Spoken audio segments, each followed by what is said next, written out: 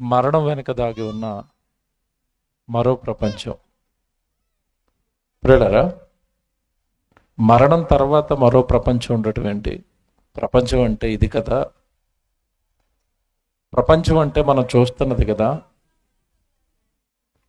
ప్రపంచం అని భూగోళాన్ని అంటారు కదా. ఇక్కడ ఎన్నో దేశాలు ఉన్నాయి, ఎంతో అందమైన ప్రదేశాలు ఉన్నాయి. ప్రపంచం అంటే ఇది కదా, లోకం అంటే ఇది కదా. మరణం తర్వాత మరో ప్రపంచం ఏంటి, మరణం తర్వాత ఏముంది అని చాలామంది ఆ టైటిల్ చూడగానే మరణం తర్వాత మరో ప్రపంచం ఏంటండి ఆలోచిద్దాం. కొంచెం అబ్బాయిని అదుపు చేయండి, పట్టుకోండి, కూర్చోబెట్టుకోమని.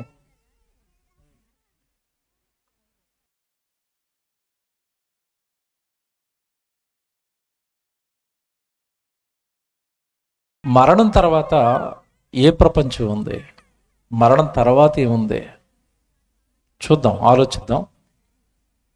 సహజంగా మనిషి కళ్ళ ముందు కనబడేదాన్నే నమ్ముతాడు, కళ్ళ ముందు కనబడేదే నిజం అనుకుంటాడు, కళ్ళ ముందు కనబడేవే వాస్తవాలు అనుకుంటాడు. మరణం తర్వాత ఏం జరుగుతుందో ఎవరు కళ్ళ ముందు కనబడటం లేదు కనుక, మరణం తర్వాత సంగతులు కళ్ళుకి ఏం కనిపించటం లేదు కనుక, ఇదే జీవితం అని, ఇదే జన్మ అనుకుని, ఈ 60-70 ఏళ్ల జీవితమే జన్మ కనుక, ఈ జన్మలో మనము ఈ లోకంలో ఏదైనా సాధించాలి అనగా ఒక ఉద్యోగం సంపాదించాలి, చదువు సంపాదించాలి, లేదా డబ్బు సంపాదించాలి, ఆస్తులు సంపాదించాలి, కొంతమంది అయితే మనుషులను సంపాదించుకోవాలి. ఇలా రకరకాలుగా ఈ 60-70 ఏళ్ల జీవితం కనుక ఇదే ప్రపంచం అని అనుకుంటున్నారు. మీకు మరణం తర్వాత ప్రపంచం అర్థం కావాలి అంటే ముందు అసలు మన చుట్టూ ఉన్న ఈ ప్రపంచం అర్థం కావాలి. దేవుడు కలిగించిన ఈ ప్రపంచం మనం అంతా చూడగలం అంటే మన కంటికి కనబడనివి చాలా ఉన్నాయి మన కళ్ళ ముందే. సౌండ్ పెట్టండి కొంచెం. మన కళ్ళ ముందే మనకి కనబడనివి చాలా ఉంటాయి. బాగా ఆలోచించాలి రాత్రి. నీ కళ్ళ ముందున్నవే నీకు కొన్ని కనబడటం లేదు. అలాంటిది చావు తర్వాత జీవితం కళ్ళకు కనబడటం లేదు కనుక, చావు తర్వాత సంగతులు, మరణం తర్వాత సంగతులు కళ్ళకు కనబడటం లేదు కనుక, ఏమీ లేదు అని మనిషి భ్రమపడి, ఇదిగో పుట్టాం గనక తినాలి, త్రాగాలి, సంతోషించాలి, అనుభవించాలి, ఈ లోకంలో ఉన్నవన్నీ అనుభవించేసి చచ్చిపోవాలి, చావుతో ఇక ముగింపు, ఇంకేమీ లేదు అనుకున్నాడు మనిషి. అందుకే మీరు చూడండి, సామాన్యుడు మొదలుకొని సామంతుల వరకు ఈ లోకంలో ఉన్నవన్నీ కూర్చుకోవడానికి, సంపాదించుకోవడానికి బాగా ప్రయాసపడుతూ ఉంటారు. అంటే ఏం చేసినా ఈ జీవితంలో చేయాలి, 60-70 ఏళ్ల జీవితంలో చేసేయాలి, తర్వాత ఇంకేమీ లేదు అని మనిషి భ్రమపడి ఈ 60-70 ఏళ్ల ఈ జీవితం క్షేమంగా ఉండటం కోసం, సంతోషంగా ఉండటం కోసం చేయరాని తప్పులు, చేయరాని నేరాలు చేసుకుంటూ వెళ్ళిపోతున్నాడు. సంతోషాల పేరుతో మందు తాగుతున్నాడు, డ్రగ్స్ తాగుతున్నారు, సిగరెట్లు తాగుతున్నారు, ఏమంటే మత్తు పదార్థాలకి అలవాటు పడిపోయారు. సంతోషం, లెట్స్ ఎంజాయ్, సంతోషంగా ఉండాలి, ఒకటే జీవితం, ఈ జీవితాన్ని అంతా అనుభవించాలి. త్రాగుబోతులుగా, ఏమంటే మద్యం తాగేవాళ్ళుగా, సిగరెట్లు తాగేవాళ్ళుగా, ఏమంటే డ్రగ్స్కి అలవాటు పడిపోయిన వాళ్ళుగా, కైనీలు తినేవాళ్ళుగా, అంటే మొత్తం మీద ఈ జీవితాన్ని ఎంజాయ్ చేయాలి.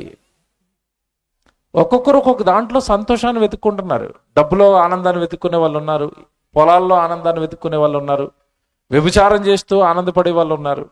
మొత్తం మీద 60-70 ఏళ్ల ఈ జీవితాన్ని అనుభవించాలి. మనుషుల యొక్క మైండ్ సెట్ గమనించి సినిమాలు కూడా అలాంటివే తీస్తున్నారు. ఎవడు ఛానల్ క్రితం ఒక పాట వచ్చింది, మీకు చాలా మంది గుర్తుంటుంది, చస్తే ఏ గోళ లేదు. పాట అన్నారా? నాకు పాడటం రాదు కానండి, పాట మాత్రం భావం అదే. చస్తే ఏ గోళ లేదు. గోళ లేదా? అసలు గోళ ప్రారంభం అయ్యేదే చచ్చాక. భూమి మీద చాలా మంది అనుకుంటున్నారు, నాకేదో చిన్నపాటి కష్టం వచ్చింది కదా, చిన్నపాటి శ్రమ వచ్చింది కదా, నేను చచ్చిపోతే ఈ కష్టం తీరిపోద్ది అనుకున్నారు. కాదు, అసలు పెద్ద కష్టం ప్రారంభం అయ్యేది చచ్చిపోయిన తర్వాతే. చూపిస్తాను ఇప్పుడు బైబిల్లో నుండి ఒక వీడియో పాట మీరు చూద్దరు కానీ మీకు అన్నీ అర్థమవుతాయి ఈ రాత్రి.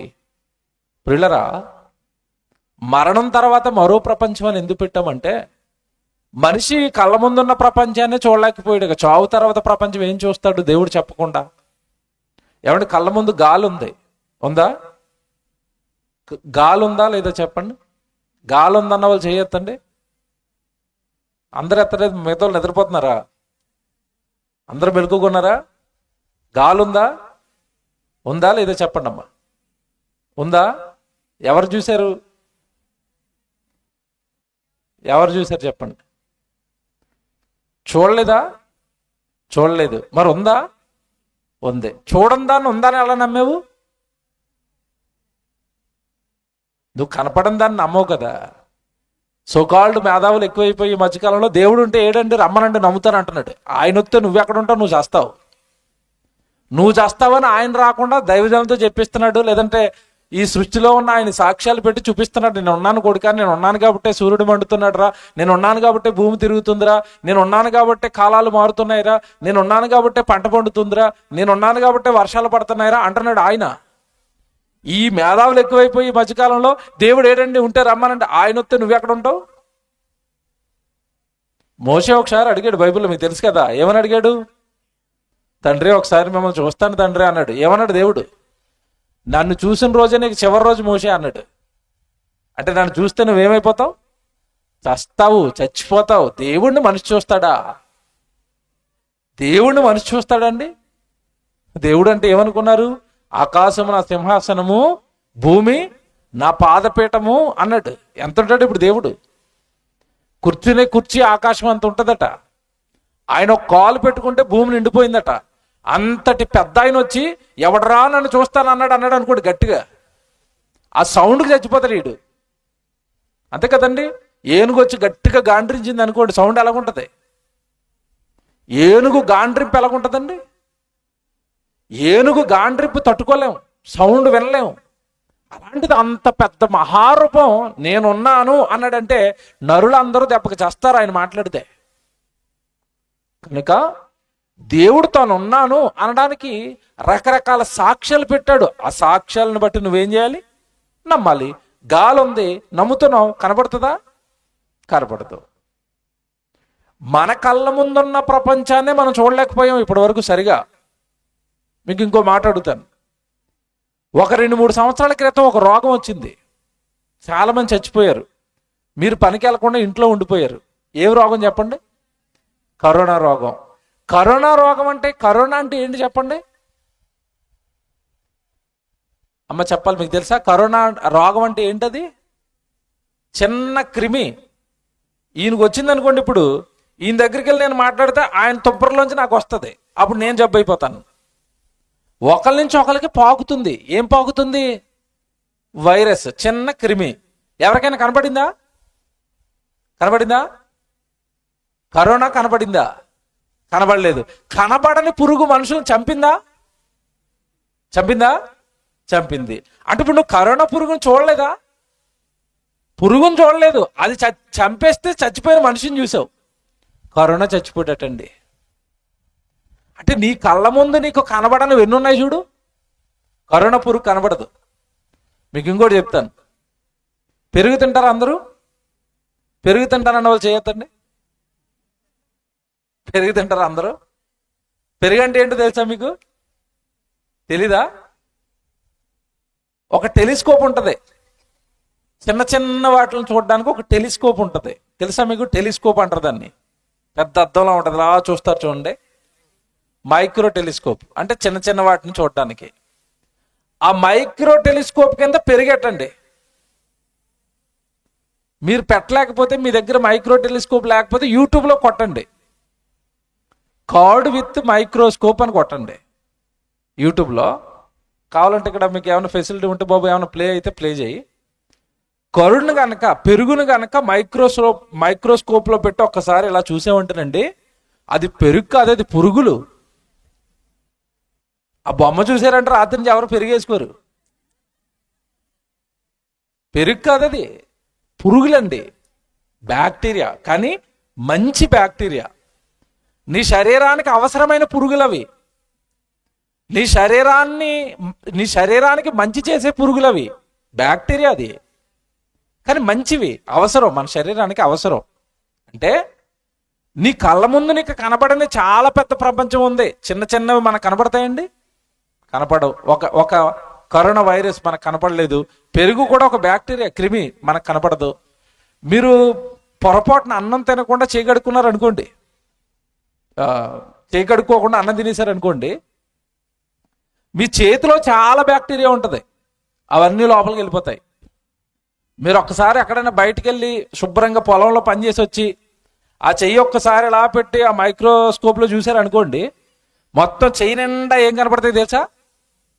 చిన్న చిన్న పురుగులు కదులుతూ ఉంటాయి. జీవితంలో అన్నం తినడం వల్ల ఆ చేత్తో అంత భయంకరంగా ఉంటాయి మన చేతి నిండా క్రిములు. ఏమండి, ఇవన్నీ నీ కళ్ళ ముందు ఉన్నాయి, నీకు కనబడుతున్నాయా? కనబడవు. ఏనుగు కనబడింది, చేతిలో ఉన్న చిన్న పురుగు కనబడిందా? కనబడదు. అంటే నీ కళ్ళ ముందే నీకు కనబడని చాలా పెద్ద ప్రపంచం ఉంది.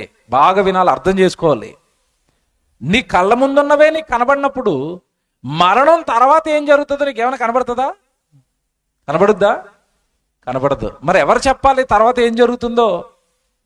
నీకు జన్మిచ్చాడు చూసారు ఒక ఆయన, జన్మిచ్చిన ఆయనే చావు తర్వాత ఏం జరుగుతుందో చెప్తాడు. మళ్ళా చెప్తా, జాగ్రత్తగా వినండి. జన్మిచ్చిన దేవుడు నీకు ఈ ప్రపంచాన్ని చూపించాడా? మీరు ఎప్పుడు చూశారు చెప్పండి ఈ లోకాన్ని? ఈ ఊరు పేరేంటండి? వెంకటాపురాన్ని మీరు ఎప్పుడు చూశారు? పుట్టిన తర్వాత చూశారు, అంతేనా? పుట్టి వెంకటాపురాన్ని చూశారు. పుట్టకపోతే వెంకటాపురం ఉందని మీకు తెలుసా? తెలీదు. పుట్టి ఈ ప్రపంచాన్ని చూసిన నువ్వు చచ్చిపోతే మరో ప్రపంచాన్ని చూస్తావు. మరణం తర్వాత కూడా మరో ప్రపంచం ఉంది. పుట్టుక పేరుతో ఈ లోకానికి వచ్చి ప్రపంచాన్ని చూసావు.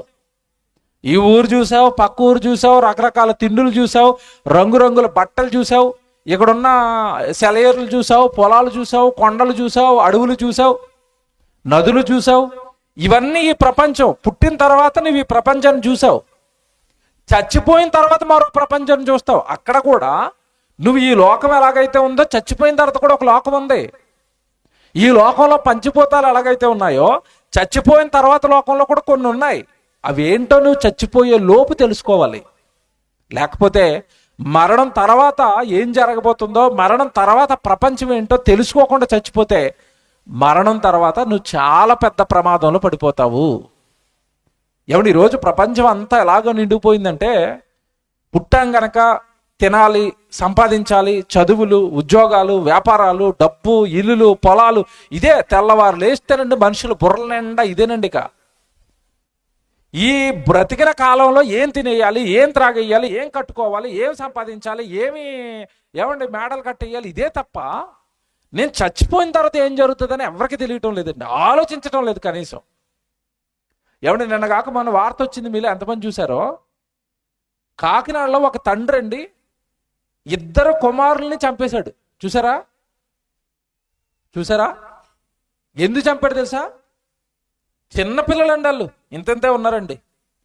నాకు తెలిసి ఎల్కేజీ యూకేజీ అటు వాళ్ళు చదువుకుంటున్నది. ఎల్కేజీ యూకేజీ చదువుకునే పిల్లలండి బకెట్ నిండా నీళ్లు పెట్టి ఆ బకెట్లో 2 తలలు ముంచి చంపేశాడు సొంత తండ్రి. ఎందుకురా చంపేశామంటే అంటున్నాడు, నా పిల్లలు ప్రపంచంతో పోటీ పట్టడం లేదంటే నా పిల్లలకు స్కూల్లో మిగతా పిల్లలు చదువుకున్నట్టుగా చదువుకోవట్లేదు, వీళ్ళకి మార్కులు రావట్లేదు, వీళ్ళు సరిగా పాస్ అవ్వట్లేదు. ఏది బాబు ఇది? రైట్, పిల్లల్ని చంపేసిన ఫోటో చూడండి. అదిగో పిల్లల్ని చంపేసాడు చూడండి. అగో తండ్రి ఉంటాడు ఆ బకెట్లో అగో కింద ఉన్న అతను తండ్రి అండి. ఆ పైన వేరే ఫోటో ఉంటుంది, అందులో అయితే 2 పిల్లల ఫోటోలు వేసారు. గోండి ఆయనే 2 బిడ్డల్ని చంపుకున్నాడు అండి. ఎందుకయ్యా చంపుకున్నామంటే అతను అంటున్నాడు, నా పిల్లలు ప్రపంచంతో పోటీ పట్టడం లేదు, నా పిల్లలు సరైన మార్కులు రావట్లేదు, మార్కులు రాకపోతే నా పిల్లలకు సరైన ఉద్యోగాలు రావు, ఉద్యోగాలు రాకపోతే మా పిల్లలు పేదోళ్ళుగా ఉంటారు, ధనవంతులు అవ్వరు కనుక భవిష్యత్తులో నా పిల్లలు చదువు రావటం లేదు కనుక, ఈ ప్రపంచంతో మంచి మార్కులు తెచ్చుకుని బాగా బ్రతకలేరు కనుక నేను ముందే చంపేస్తానని చంపేసి వాడు కూడా చచ్చిపోయాడు. ఆత్మహత్య చేసుకుని చచ్చిపోయాడండి. అంటే మనుషుల మెదడులో ఎంత ఇక్కిపోయి చూసారో డబ్బు పిచ్చి. ఈ లోకంలో బాగా చదువులు ఉద్యోగాలు సంపాదన తెల్లారు లేస్తే పెద్దవాళ్ళ మనసుల నిండా ఇదే, పిల్లల మనసుల నిండా ఇదే. అందుకే మీరు చూడండి, నారాయణ, చైతన్య లాంటి కాలేజీల్లో పిల్లల్ని హాస్టల్లో వేసేస్తే ఇంట్లోనేమో తల్లిదండ్రులు చదువుకోరా నీకు ర్యాంకులు రావాలరా, అక్కడ హాస్టల్లో వేస్తే వాడు తిండి పెట్టకుండా రాత్రి పగలు చదువు అంటుంటే ఆ ప్రెజర్ తట్టుకోలేకండి బిల్డింగుల మీద దూకేస్తున్నారు పిల్లలు. ఇది ఎన్ని వార్తలు చదవటం లేదు, ఆత్మహత్యలు చేసుకున్న పిల్లలు కాలేజీల్లో. ఇంటర్మీడియట్ పాస్ అవ్వలేదని ఒక కుర్రోడు చచ్చిపోయాడు, 10th క్లాస్ పాస్ అవ్వలేదని ఒక అమ్మాయి చచ్చిపోయింది. ఎన్ని వార్తలు వింటం లేదు మనం. అంటే ఇదే జీవితం కనుక, ఈ జీవితంలో నీకు చదువు రాకపోతే చచ్చిపోరా. ఇదే జీవితం కనుక, ఈ జీవితంలో నీకు మంచి ఉద్యోగం లేకపోతే చచ్చిపోరా. అందరికి ఇదో ఫ్యాషన్ అయిపోతుంది చావు. భూమి మీద ఏదైనా చిన్న కష్టం వస్తే చావు, ఎవరైనా తిడితే చావు, ఎవరైనా అవమానిస్తే చావు, ఏదైనా ఉద్యోగం పోతే చావు, ప్రేమ విఫలమైపోతే చావు. అంటే చావు అంటే మనిషికి ఏమర్థమైందంటే ఇంకంతే, చచ్చిపోయినంటే అన్ని కష్టాలు తీరిపోతాయి. కాదు, కష్టాలకు ప్రారంభం చావు. చూద్దురుగాని ఇప్పుడు భయంకరమైన వేదనకు ప్రారంభం చావు. భూమి మీద జీవితం సరిగా బ్రతకకపోతే మరణం తర్వాత వచ్చే జీవితం భయంకరమైన శిక్షకు ప్రారంభం. చావు అనగానే సుఖం అనుకున్నారా? చస్తే ఏ గోళ లేదనుకుంటున్నారా? గోళ ప్రారంభమైంది బైబిల్లో. అక్కడికి చూపిస్తాను, అన్ని చూదురుగాని రాత్రి. ప్రియులరా, మరణం తర్వాత మరో ప్రపంచం ఉంది. పుట్టుక పేరుతో ఈ ప్రపంచాన్ని చూసావు, చావు పేరుతోనూ మరో ప్రపంచాన్ని చూస్తావు. ప్రసంగి గ్రంథం తీయండి బైబిల్లో. ఒకప్పుడు ఈ భూమి మీద ఉన్న వారు అందరిలో కంటే జ్ఞాని, యేసుక్రీస్తుల వారికి ముందు మహాజ్ఞానిగా పిలువబడిన వ్యక్తి అండి నా ప్రసంగి సొలొమోను గారు. 6వ అధ్యాయం 12వ వచనంలో ఆయన పలుకుతున్న మాట చూడండి.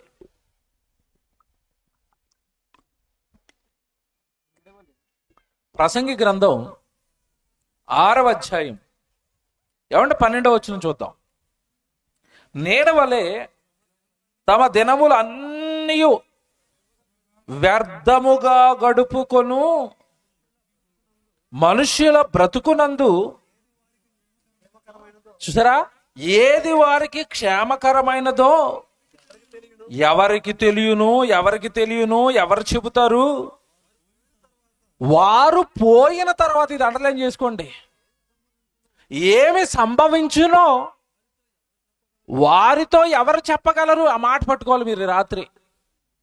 భూమి మీదట తమ దినాలన్నీ వ్యర్థంగా గడిపేస్తున్నారట. వ్యర్థంగా గడపడం అంటే అదేంటండి, మేము చదువుకుంటున్నాం కదా, ఉద్యోగాలు చేసుకుంటున్నాం కదా, పొలాలు పండిస్తున్నాం కదా, చక్కగా డబ్బు సంపాదించుకుంటున్నాం కదా, మంచి చదువులు చెప్పించుకుంటున్నాం కదా, మేము వ్యర్థంగా గడపటం ఏంటి, మా దినాలు వ్యర్థంగా పోవటం ఏంటి అని అనుకుంటున్నారేమో. వ్యర్థంగా గడుపుతున్నారని దేవుడు ఎందుకు అంటున్నాడంటే, నువ్వు పుట్టింది తినడానికో, త్రాగడానికో, సంపాదించడానికో, చదువులు చదువుకోవడానికో కాదు. దేవుడు నీకు జన్మిచ్చింది, దేవుడిచ్చిన జన్మతో దేవుడిని మహిమపరుస్తావని, ఆయన గురించి ప్రపంచానికి చెబుతావని, ఆయన ఎవరో తెలియని ప్రజల దగ్గరికి ఆయన సువార్త పట్టుకుని వెళ్తావని, నీ బ్రతుకుతో ఆయన్ని ఈ లోకానికి చూపిస్తావని నీకు జన్మిచ్చాడు. ఆయన కొరకు బ్రతకడానికి పుట్టావు నువ్వు, ఆయన మహిమపరచడానికి పుట్టావు నువ్వు, ఆయన తల్లి గర్భంలో దేహం కడితే ఈ లోకానికి వచ్చావు నువ్వు. జగత్తు పునాది వేయబడక మునుపు నిన్ను కావాలని నిర్ణయించుకుంటే నీతో పాటు తండ్రి నుండి కొన్ని కోట్ల శుక్రకణాలు వస్తే అవన్నీ కాదనుకుని ఆ పరుగు పందెంలో నిన్ను ఒక్కడిని గెలిపించి నిన్ను తల్లి యొక్క అండంలోనికి తీసుకెళ్ళి శుక్రకణాన్ని అండాన్ని కలిపి పిండంగా మార్చి అక్కడ 9 నెలలు నీకు ఒక శరీరాన్ని కట్టి దేవుడని ఆయన నీకు ఈ ప్రపంచాన్ని చూపించాడు. ఈ ప్రపంచాన్ని నీకు చూపించింది ఈ లోకాన్ని అనుభవించడానికి కాదు, తినడానికి త్రాగడానికి కాదు. ఈ లోకాన్ని ఇచ్చింది. ఈ లోకంలో బ్రతుకుతున్న నువ్వు ఈ లోకాలను కలిగించిన ఆయన ఎవరో కనిపెట్టాలి. ఈ లోకాన్ని ఎవరు నడిపిస్తున్నారో కనిపెట్టాలి. ఈ మానవునికి ఎవరు జన్మించారో కనిపెట్టాలి. నువ్వెందుకు దేవుడు పుట్టించాడో నువ్వు తెలుసుకోవాలి. నీ జీవితకాలంలో నీ బాల్య దినముల యందే నీ సృష్టికర్తను స్మరణకు తెచ్చుకోవాలట. అంటే నీ సృష్టికర్త ఒక ఆయన ఉన్నాడు. దేవుడు అనగానే మానవుల సృష్టికర్త, ఆయనను బాల్యదినాలలోనే స్మరణకు తెచ్చుకోవాలట. ఎందుకు? చిన్నప్పుడే నువ్వు దేవుని స్మరణకు తెచ్చుకుంటే, ఆయన నీ సృష్టికర్త అని నువ్వు గుర్తించగలిగితే, దేవుడు నన్ను ఎందుకండి సృష్టించాడన్న ప్రశ్న వేసుకుంటావు. నాకెందుకు ఇచ్చాడు ఈ జన్మ? ఈ జన్మతో దేవుడికి నేను ఏం చేయాలి? అలా నువ్వు ఆలోచించుకుని, నువ్వు తినడానికో, త్రాగడానికో, వ్యభిచారం చేయడానికో, దొంగతనాలు చేయడానికో, మోసాలు చేయడానికో, పాపాలు చేయడానికో కాదు దేవుడు నన్ను పుట్టించింది అని ఏనాడైతే నీ జీవితాన్ని మారు మనస్సు పొంది దేవుని వైపు తిరుగుతావో, అక్కడ నుంచి నీ దినాలు వృధాగా గడపకుండా దేవుని కోసం నీ దినాలు గడుస్తాయి. 12వ వచనం ఇప్పుడు బాగా చదవండి. మళ్ళా 12వ వచనం, నీడవలే తమ దినములన్నీ వ్యర్థముగా గడుపుకొను మనుషుల బ్రతుకునందు. అంటే అతనికి ఇవ్వబడిన 60-70 సంవత్సరాల జీవితం కూడా వ్యర్థంగా గడిపేస్తున్నాడట. ఏమంటే నేను మాట్లాడుతానండి, ఇప్పుడు నేను డిగ్రీ మీద డిగ్రీ ఒక 100 డిగ్రీలు చదివేసాను అనుకోండి భూమి మీద ఉండగా. ఆ డిగ్రీల చదువు ఎప్పటి వరకు నాకు ఉపయోగపడుతుంది చెప్పండి? ఎప్పటి వరకు? అది చావు వరకు. చావు తర్వాత ఏమైనా డిగ్రీలు పట్టుకుని పోతానా? వస్తాయా? రావు. పోనీ నేను చావు వరకు 60-70 ఏళ్ళ నా జీవితంలో ఒక 200 కోట్లు 300 కోట్లు డబ్బు సంపాదించేశాను. వెళ్ళేటప్పుడు ఏం పట్టుకుని వెళ్తాను? అంటే నా జీవితంలో నేను ఏం చేయాలో, నా బ్రతుకు ఎవరిచ్చారో, నా బ్రతుకిచ్చిన దేవుడికి ఏం చేయాలో తెలుసుకోకుండా ఈ భూమి మీద నాకు కనబడుతున్న లోక సంబంధమైన వాటికి వ్యర్థంగా నా జీవితాన్ని వాడేశాను. ఎంత బాగా రాస్తున్నాడు చూడండి అక్కడ. ఏడవలే తమ దినములన్నీ వ్యర్థముగా గడుపుకోను ఈ మనుషుల బ్రతుకునందు ఏది క్షేమకరమైనదో వారికి ఎవరు తెలియచేతురు. నెక్స్ట్ అంటున్నాడు, వారు పోయిన తర్వాత. ఏమన్నా మాట ఏంటండి? ఏమనుంది చెప్పండి? బైబిల్, అందరి బైబిల్లో ఉందా? ఏమనుంది? వారు పోయిన తర్వాత ఏమి సంభవించునో. అంటే పోయిన తర్వాత ఏదో సంభవిస్తుందా? పోయిన తర్వాత ఏదో జరుగుతుందా? పోయిన తర్వాత మనిషికి ఏదో సంభవిస్తుందట, ఏదో అటాక్ అవుతుందట, ఏదో జరుగుతుందట మనిషికి. ఏం జరుగుతుంది? పోయిన తర్వాత ఏదో జరుగుతుందని దేవుడు రాస్తే, ఈ కవి ఏమని రాస్తున్నాడంటే పాటలు చస్తే ఏ గోలా లేదని ఈడు రాస్తున్నాడు. చూసారా అలాగుందో? ఒరే బాబు, పోయిన తర్వాత నీకు కూడా సంభవిస్తుంది అన్నాడు దేవుడు. చచ్చిపోయిన తర్వాత నీకు కూడా జరుగుతుంది అంటున్నాడు దేవుడు. ఈడంటున్నాడు చచ్చిపోయిన తర్వాత ఏమీ లేదు, హాయిగా ఉంటాం అంటున్నాడు. కొంతమంది అయితే గాల్లో కలిసిపోయింది అంటున్నారు, కొంతమంది దెయ్యం అయిపోతారు అంటున్నాడు, కొంతమంది స్వర్గస్థులు అయిపోయారు అంటున్నాడు. ఏమండి, ఈ మధ్యకాలంలో విచిత్రం ఏంటంటే, నిజాలు మాట్లాడుకుందామండి, ఏ వ్యక్తి చచ్చిపోయినా ఆ వ్యక్తి ఫోటో ఉంటే హైదరాబాద్లో అయితే రోడ్డు మధ్యలో పెట్టేస్తారండి. 2 రాళ్ళు ఎట్టి ఒక కర్ర కట్టి ఆ కర్రకి ఆ ఫోటో పెట్టేసి అక్కడ టైర్ వెలిగించేస్తారు. అంటే వీడు బండికి వేసుకోగా తిరిగి తిరిగి తిరిగి దానికి బట్టన్ అరిగిపోద్ది. అంటే ఎందుకు పనికిరాని టైర్ అట్టుకొచ్చి ఆడు ఫోటో ముందు వెలిగిస్తాడు. ఆ ఫోటో ముందు టైర్ వెలిగించేసి ఆ ఫోటో కింద ఒకటి రాస్తారండి. ఏమని రాస్తారు తెలుసండి? స్వర్గస్థులయ్యారు. వీడు తాగి తాగి తాగి కిడ్నీల రోగంతో చచ్చిపోయాడు. వాడు కూడా ఏమైపోయాడట? అంటే ఇప్పుడు తాగేసినందుకు స్వర్గం ఇచ్చాడా దేవుడు? తాగినోడు స్వర్గస్థుడే. మర్డర్లు చేసి నరికే చచ్చిపోయిన రౌడీ లారీ కింద పడి చచ్చిపోయాడు. వాడు కూడా ఏమైపోయాడు? ఏంటి, తాగుబోతులు, తిరుగుబోతులు, రౌడీలు, ఈ వ్యభిచారం చేసేవాళ్ళు ఆడికి అందరూ అక్కడికి వెళ్ళిపోతున్నారట. స్వర్గానికి తాళాలు ఏమన్నా మీకు ఇచ్చేసి రేటి? చచ్చిపోయిన వాళ్ళు అందరిని పంపించేమని. స్వర్గం ఎవరు చెప్పండి? ఏమండి, పరలోకం ఎవరిది? దేవుడిది. రావాలన్నా పోవాలన్నా పర్మిషన్ ఎవరితో ఉండాలి? దేవుడిది. అదేం లేదు, వీడు చచ్చిపోతే చాలు, వీడు పంపేస్తాడు పరలోకానికి. లోకస్తులు అలాగే ఉన్నారు, మన వాళ్ళు అలాగే ఉన్నారు. మన వాళ్ళలో ఏమండి నిజంగా బాధపడకూడదు, న్యాయం అనేది న్యాయమే.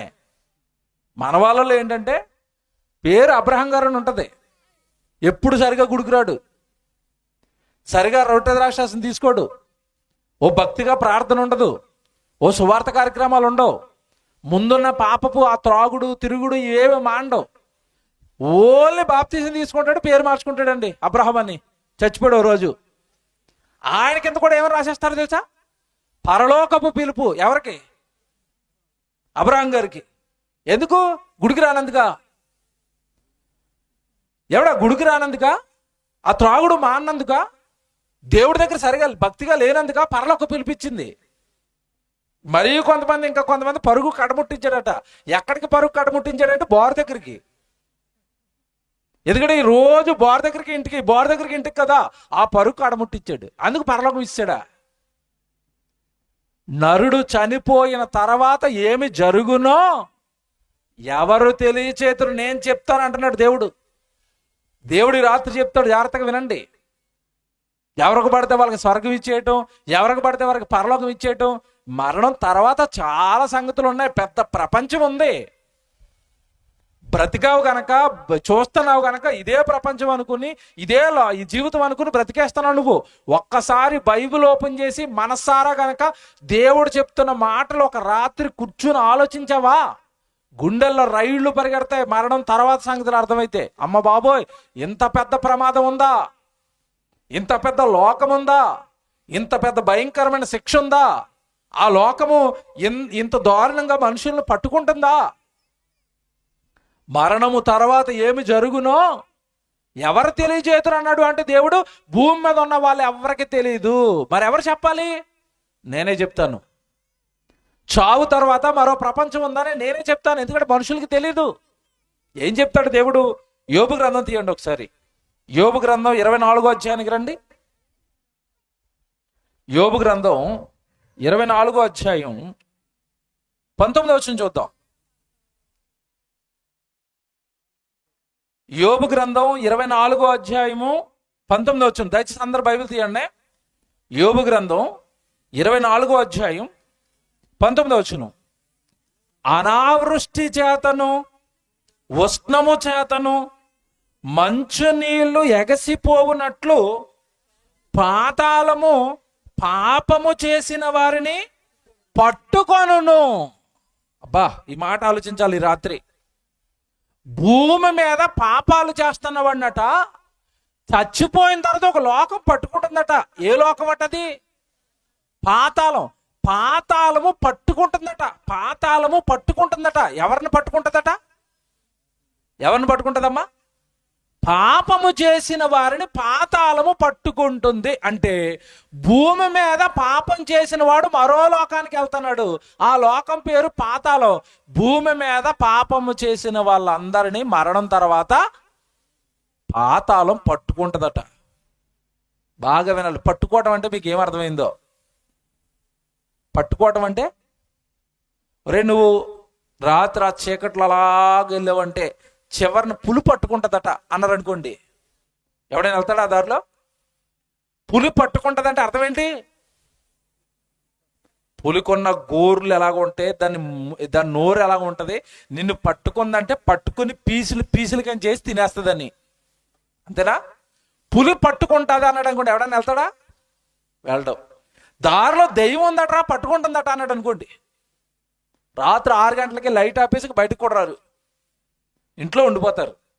దెయ్యం పట్టుకుంటుందంటే భయం, పులి పట్టుకుంటుందంటే భయం, సింహం పట్టుకుంటుందంటే భయం, రోగం పట్టుకుంటుందంటే భయం, పాతాళం పట్టుకుంటుందంటే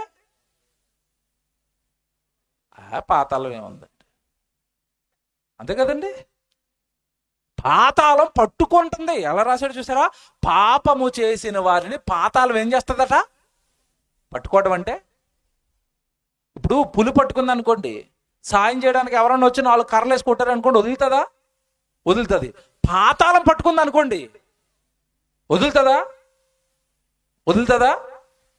ఒక్కసారి పాతాళం పట్టుకుందంటే యుగ యుగాలు నీ జీవితానికి అది విడిచిపెట్టడం అనేది జరగదు. శాశ్వతంగా పట్టేస్తుంది. ఏంటది? పాతాళము. పాతాళము అంటే చచ్చిపోయి బ్రతుకుతో ఈ లోకాన్ని చూసావు, భూలోకాన్ని. చచ్చిపోతే ఏ లోకాన్ని చూస్తావు? పాతాళ లోకం. Very good. ఇంతకీ పాతాళ లోకంలో ఏముంటది? పాతాళ లోకంలో ఏముంటది? ఎవరిని అడుగుదాం? యేసుప్రభుని అడుగుదాం. ఓకేనా? యేసుప్రభుని అడిగి పాతాళమన్నా నరకమన్నా మృతుల లోకమన్నా ఒకటే. మళ్ళీ చెప్తానే, జాగ్రత్తగా వినండి. మృతుల లోకమన్నా పాతాళమన్నా నరకమన్నా ఒక్కటే. ఇంతగా పాతాళ లోకంలో ఏముంటది ప్రభు అని అడుగుదాం. ఎవరిని? యేసుప్రభుని. నేను మాట్లాడుతాను, అందరూ యేసుప్రభుని నమ్మారా? ఎక్కడ కూర్చున్న వాళ్ళు అందరూ యేసుప్రభుని నమ్మారు కదా? నమ్మారా? నమ్మారన్న వాళ్ళు చేయొద్దండి. యేసుప్రభుని నమ్మారు కదా? ఇప్పుడు యేసుప్రభు చెప్పే ప్రతి మాట నమ్ముతారా? అవే యేసుప్రభుని నమ్ముతాం కండి యేసుప్రభు మాటలు నమ్మమని అంటారా?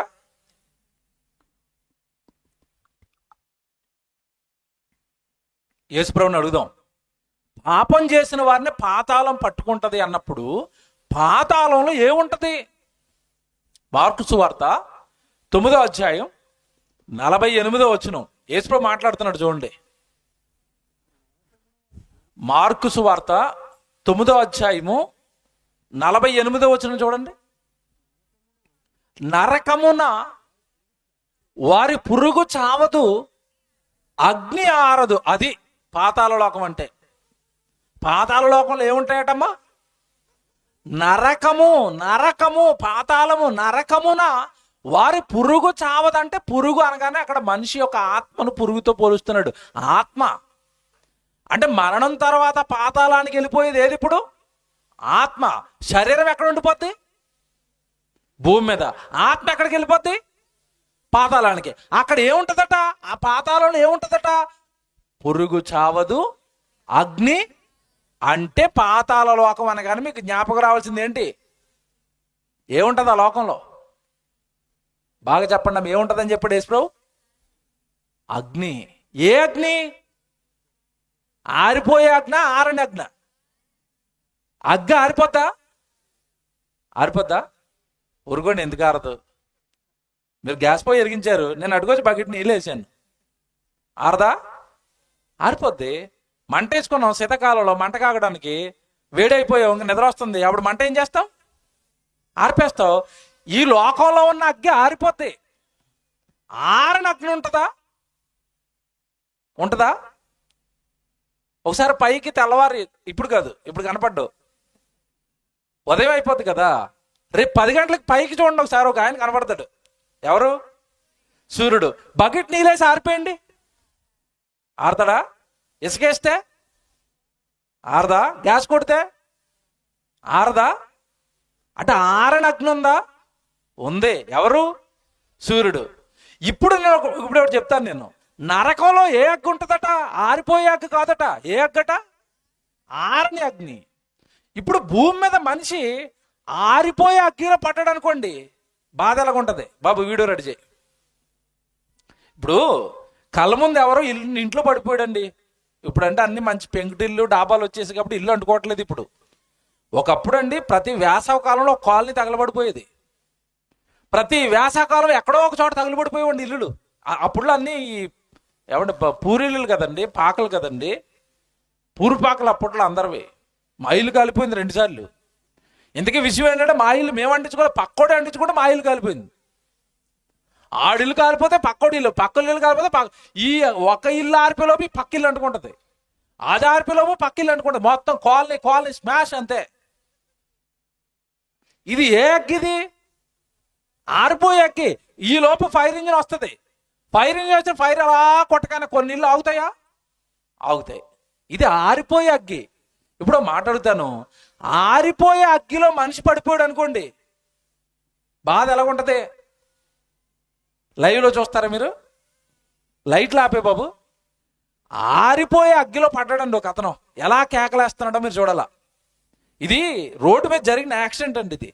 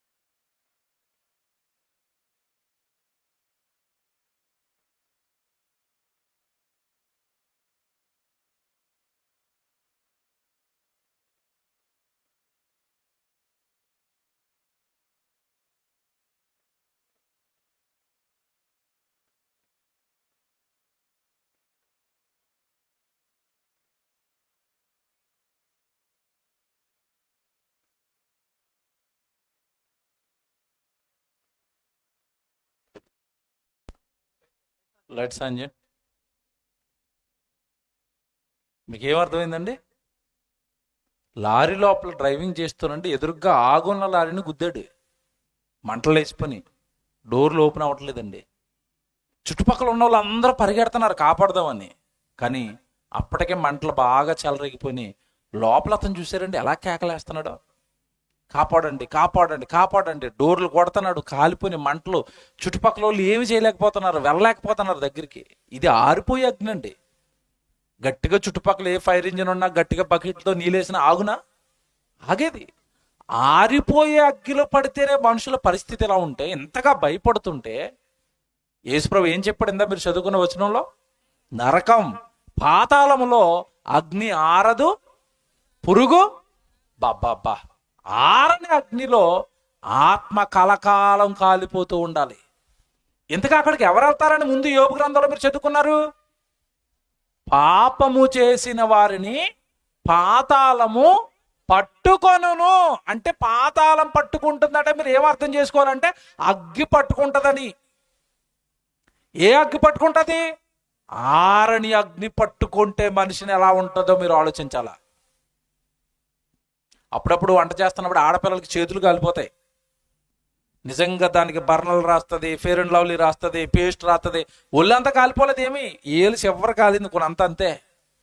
ఎంత మంట అండి, ఎన్ని రాస్తుందండి. 2 రోజులు నేను వంట చేయనండి ఇలా పట్టు కూర్చుంటుంది. ఏం కాలింది ఇంతకీ?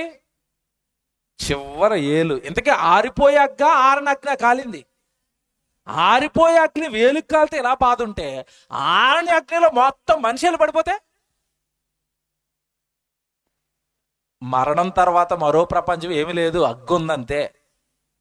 టైటిల్గా ఆన్సర్ ఏంటంటే మరణం తర్వాత మరో ప్రపంచం అంటే ఆరని అగ్గున్న ప్రపంచం. ఒకటే ఆన్సరు. ఇప్పుడు ఈ ప్రపంచంలో ఏమున్నాయి? ఏరుశనగ పప్పులు ఉన్నాయి. ఏమంటే పొగాకు వేయాలంటే పొగాకు వేయచ్చు, కంది పంట వేస్తాను, పత్తి వేయాలంటే పత్తి వేస్తాను. ఏ వేయకుండా ఇంట్లో పడుకోవాలంటే ఇంట్లో పడుకుంటాను. ఒకవేళ అవతల కోపం వస్తే ఆడి పంటను తాటరేటు దున్నేస్తాను. అంతే కదండి. భూమి మీద నువ్వు ఏమైనా చేయొచ్చు. నేరాలు చేయొచ్చు, తప్పులు చేయొచ్చు, పాపాలు చేయొచ్చు, రికార్డింగ్ డ్యాన్సులు వేయొచ్చు, ఆటలాడుకోవచ్చు, పాటలాడుకోవచ్చు, వ్యభిచారం చేయొచ్చు, ఏమైనా చేయి భూమి మీద. మనిషి ఏమనుకున్నాడంటే నేను ఏ పాపమైనా చేస్తాను, నన్ను ఎవడు అడుగుతున్నాడు? అమ్మ నాన్నలు అడగరు. చట్టాల నుంచి తప్పించుకోవడానికి ఏవో లూపోల్స్ ఉంటాయి. నేరాలు చేస్తాను, చట్టంలో తప్పించుకుంటాను, నన్ను ఎవడేం చేస్తాడు అని అనుకుంటున్నాడు. దేవుడు రాయించాడు. అందుకే పాపము చేసిన వారిని పోలీస్ స్టేషన్లు పట్టుకోవేమో, భూమి మీద ఉన్న మనుషులు పట్టుకోరేమో, పాతాళము వాడిని పట్టుకుంటుంది. పాతాళం అనగానే ఆరని అగ్ని పట్టుకుంటుంది. జాగ్రత్త, నీ జీవితం భద్రం చేసుకో జీవితాన్ని. మరణం తర్వాత భయంకరం జీవితం. ఆరిపోయే అగ్నిలో పడితేనే మనిషి ఇలా కేకలేస్తుంటే, ఆరని అగ్నిలో పడితే మనిషి ఏం చేస్తాడో తెలుసా? చూపించిన మత్తయి సువార్తకి రండి. యేసుప్రభు చెప్పిన మాట 25వ అధ్యాయానికి రండి, చివరి మాట చదవండి. మత్తయి సువార్త 25వ అధ్యాయము 46వ వచనం చూడండి. 46వ వచనం. నిశ్చయముగా చెప్పుచున్నాను, వీరు నిత్య శిక్షకును నీతిమంతులు నిత్య జీవమునకును పోవుదురు. శిక్ష ఆరని అగ్నిలో పడితేనట, ఆ అగ్నిలో పడింది ఎంతకాలం ఉంటుందటమ్మా? నిత్య శిక్ష. నేరం చేస్తే నీకు పోలీస్ స్టేషన్లు కానీ కోర్టులు కానీ ఎంతకాలం వేస్తాయి శిక్ష? మర్డర్ చేస్తే మహా యావజ్జీవ కారాగార శిక్ష అంటే 14 ఏళ్ళు. తర్వాత మళ్ళీ బయటకు వచ్చి ఇంకో మర్డర్ చేసుకుంటాడు. అంతే కదండి. మనిషి జైల్లోకి వెళ్ళిన తర్వాత మనిషి మారుతున్నాడా? అక్కడుండి ప్లాన్లు వేస్తాడు, బయటకు వచ్చిన తర్వాత జైల్లో వేసిన ఎలా మర్డర్ చేయాలని.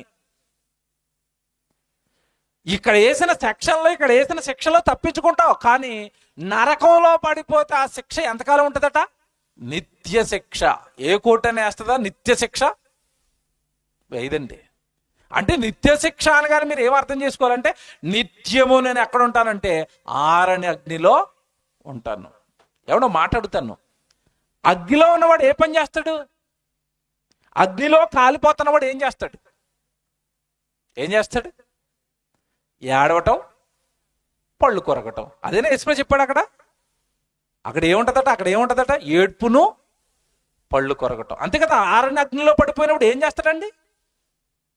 కాపాడండి కాపాడండి కాపాడండి అని అరుద్దామంటే, ఏమంటే భూమి మీద నీకు ఏదైనా ప్రమాదం వచ్చిందనుకోండి, చుట్టుపక్కల నీ గ్రామంలో మనుషులు ఉన్నారు. ఆరని అగ్నిలో పడిపోయిన తర్వాత నువ్వు అక్కడ కేకలేస్తుంటే అక్కడ మనుషులు ఉండరు. అందరు ఎవరుంటారు? ప్రేతలు. నీలాగే చచ్చిపోయి పాపం చేసి కాలుతనోడు పక్కన ఉంటాడు. ఒరే నన్ను కాపాడరంటే ఆడంటాడు, నన్ను ఏమైనా కాపాడతావేంటి నువ్వు అంటాడు పక్క నుంచి. ఎందుకంటే ఆడు కాలుతున్నాడు, నువ్వు కాలాలి. ఏమన్నా ఆ ప్రేతల లోకం అంతా కాలిపోతూ ఏడ్పు ఏడ్పు ఏడ్పు ఏడ్పు ఏడ్పు. ఆరని అగ్నిలో మనిషికి ఏడ్పు ఏడ్పు. ఎందుకయ్యా ఏడ్పు అంటే, భూమి మీద నేను ఇచ్చిన పరిశుద్ధమైన జీవితాన్ని పాపాలకు వాడావు, పాపపు కార్యక్రమాలకి వాడావు. పుట్టించినప్పుడు ఎంత పరిశుద్ధంగానయ్యా నిన్ను పుట్టించాను, పాపం చేశావు. పోలే నేనే జాలిపడ్డాను, చేస్తే చేసావు పాపం అని. ఆ పాపాలు తీసేయడానికి నా కుమారుడని యేసుక్రీస్తుల వారిని సిలువలో బలివేశాను. ఆ రక్తంతోనైనా నీ పాపాలు కడుక్కుని నువ్వు సన్మార్గంలో బ్రతకడానికి 1600 సంవత్సరాలు ఒక గ్రంథాన్ని రాయించి బైబిల్ నీ చేతుల్లో పెట్టి ఆ బైబిల్ చదువుకో. ఆ బైబిల్లో నేను బ్రతకమన్నట్టుగా బ్రతుకు, పాపం చెయ్యొద్దు, పరిశుద్ధంగా జీవించు అంటే బైబిల్ను పక్కకు పెట్టావు, యేసుక్రీస్తుల వారిని పక్కకు పెట్టావు, దేవుడిని పక్కకు పెట్టావు, దేవుడి సన్నిధి పక్కకు పెట్టావు. సంఘం లేదు, ఆరాధన లేదు, వాక్యం లేదు, ప్రార్థన లేదు. తెల్లవారు లేస్తే ఊరి మీద పడి ఏమంటే భూమి మీద ఉన్న మనుషులందరూ ఏ పాపాలు చేస్తున్నారో అదే పాపాలు నేను చేస్తూ బ్రతుకుతానంటే, పాపము చేసిన వారిని పాతాళము పట్టేస్తదే. మరణం తర్వాత ఉంది అసలు ప్రపంచం. మరణం తర్వాత ప్రారంభమవుతుంది అసలు శిక్ష, అసలు జీవితం. భయంకరం అండి, అది భయంకరం అండి. ఎవడు మనిషి అప్పుడప్పుడు కష్టాలు వచ్చినప్పుడు, ఏంటోనండి నా జీవితం నరకంలో మారిపోయింది అంటాడు. విన్నారా ఈ డైలాగ్? ఎలా మారిపోయిందట? నరకంలో మారిపోయిందా? నరకంలో మారిపోయింది అన్నవాడిని ఏం చేయాలంటే, ఒక గదిలో వేసేసి 4 సిలిండర్లు ఓపెన్ చేసి అగ్గులు వేయాల. కాలుతో ఉంటాడు చూసారు, ఇదిరా నరకం అంటే అనాలా. నరకమా? నరకం అంటే నువ్వు మాట్లాడుకునే సిల్లి డైలాగ్ అనుకున్నావా? సినిమాలు తీశారు మనోళ్ళు. నరకాన్ని చూపించడానికి ఏం చేశారంటే, నరకంలో ఒక గిన్నె ఉంటుందట, నూనె మరుగుతూ ఉంటుందట, నూనెలు నేస్తాడట. నూనెలు పొయ్యిలు ఏమి లేవు అక్కడ, ఒకటే మంట. ఏమంట? ఆరని అగ్ని. ఆరని అగ్ని. తీవ్రమైన వేదన, తీవ్రమైన బాధ, తీవ్రమైన ఏడ్పు. అందుకే దేవుడండి మంచోడండి. దేవుడు మంచోడు. చచ్చిపోయిన తర్వాత మరో జీవితం ఉంది నాయన, చచ్చిపోయిన తర్వాత నరకం ఉంది నాయన, అది పాపం చేసిన వారిని పట్టుకుంటుంది నాయన. కనుక నా కొడుకు కదా, నా కూతురు కదా, నువ్వు అందులో పడకుండా నీకు ఒక ఆప్షన్ ఇస్తాను అన్నాడు. ఏమన్నాడు తెలుసా? ఒకసారి సామెతల గ్రంథం తీయండి. కీర్తన గ్రంథం చదువుదాం. ముందు కీర్తన గ్రంథం చూద్దాం. 89వ కీర్తన తీయండి. కీర్తన గ్రంథం 89వ కీర్తన తీయండి. 48వ వచనం చదువుదాం. కీర్తన గ్రంథం 89వ కీర్తన ఏమండి 48వ వచనం చదువుతున్నారు. మరణము చూడక బ్రతుకు నరుడెవడు, పాతాళము యొక్క వశము కాకుండా తన్ను తాను తప్పించుకొనగలిగిన వాడెవడు.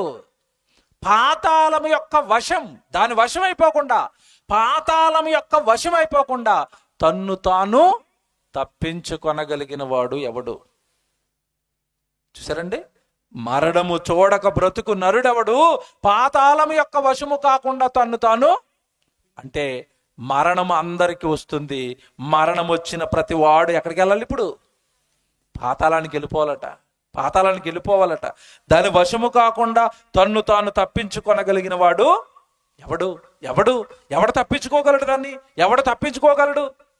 తప్పించుకోగలిగిన ఆప్షన్ ఏమన్నా దేవుడు ఇచ్చాడంటే ఇచ్చాడండి. మన సామెతల గ్రంథం చదువుతున్నప్పుడు ఒక మంచి మాట అంటాడు, బుద్ధిమంతుడైతే జీవ మార్గమునకు పోయే మార్గాన్ని వెతుకుతాడు. నువ్వు బుద్ధిమంతుడివా? లేఖనాలు అర్థమయ్యాయా? వాక్యం అర్థమైందా?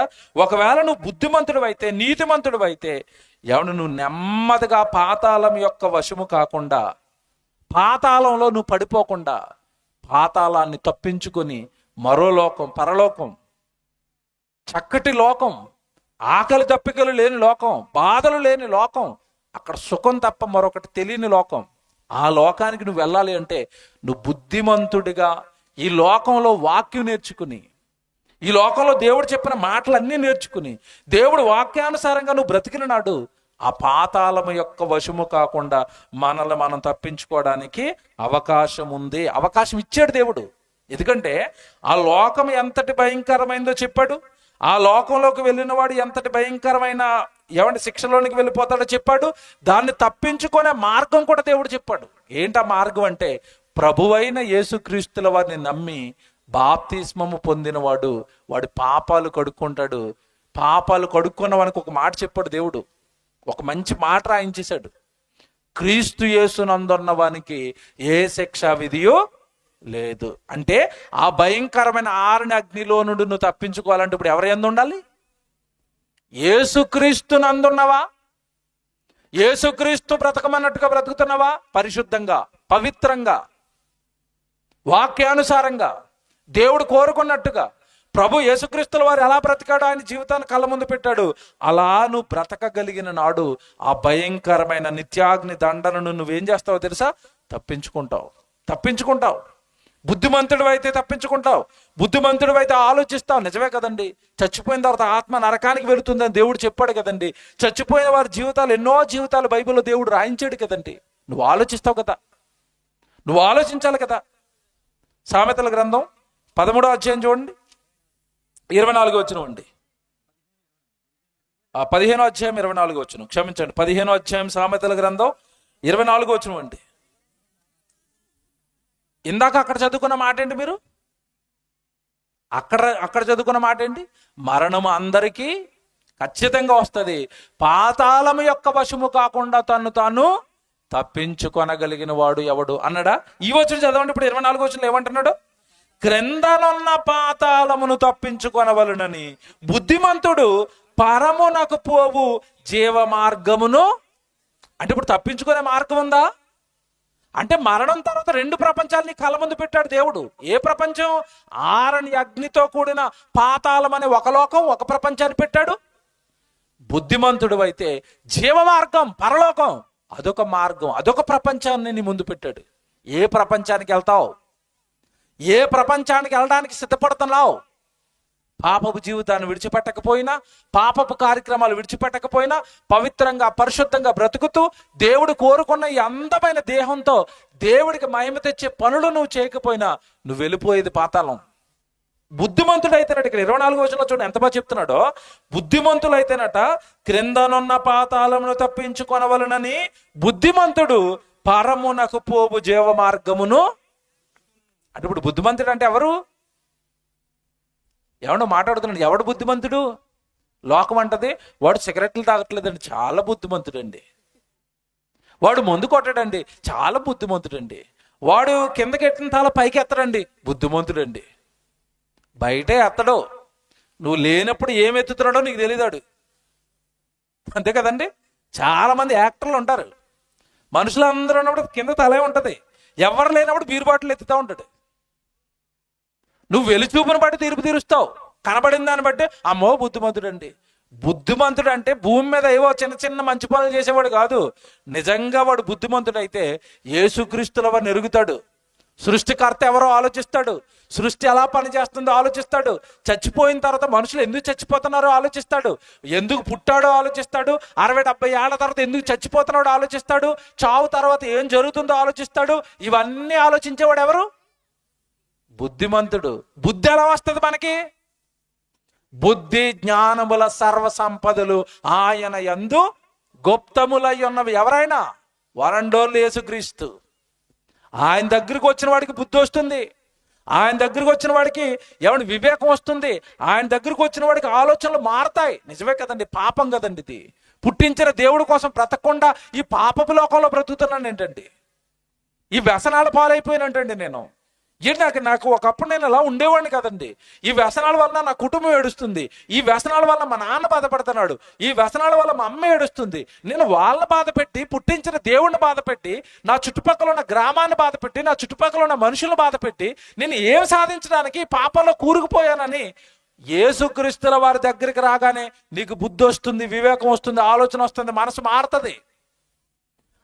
నీ మనసును మార్చగలిగే శక్తి యేసుక్రీస్తుల వారి మాట అయిన వాక్యానికి ఉంది. బుద్ధిమంతుడు అంటే ఆ పాతాళం భయంకరమైన అగ్నిలోకి పోకుండా వాడి ఆత్మను వాడు రక్షించుకునేవాడే బుద్ధిమంతుడు. బుద్ధిమంతుడు బుద్ధిమంతుడు మరి ఏం చేస్తే బుద్ధి? ఎవరిని బుద్ధిమంతుడు అంటారు? ఎవడో మాట చెప్తారండి, నేను బాగా వినండి, నా వైపు చూడండి అందరూ. స్కూల్లో మాస్టర్ ఎవరిని బుద్ధిమంతుడు అంటాడండి? ఎవరిని బుద్ధిమంతుడు అంటాడు? శుభ్రంగా స్నానం చేసి కొబ్బరి నూనెతో జుట్టుకి కొబ్బరి నూనె రాసుకుని దువ్వుకుని చక్కగా షూ వేసుకుని చెప్పిన హోంవర్క్లు అన్నీ రాసేసి ఎస్ సార్ అని ఎలా నుంచున్నాడు అనుకోండి, చేతులు కట్టుకుని, అప్పుడు వీడిని ఏమంటాడు? బుద్ధిమంతుడు అండి.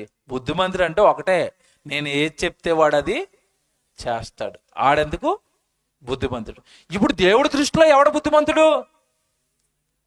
నేను చెప్పింది చేస్తే బుద్ధిమంతుడివి. నేను పాతాళం ఉందని చెప్పాను, ఏం పాతాళం అండి అని బతుకుతున్నాం అనుకో, పాపం చేసుకుంటా, బుద్ధిమంతుడు అంటాడా?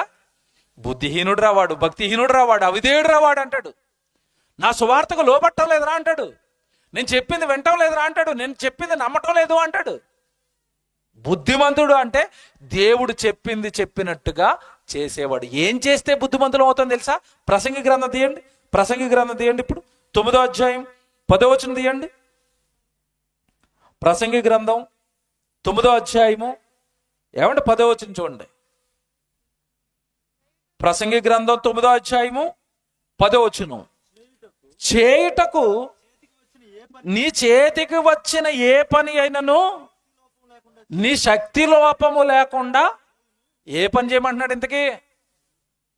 ఏమంటే ఇక్కడ ఆగాలి.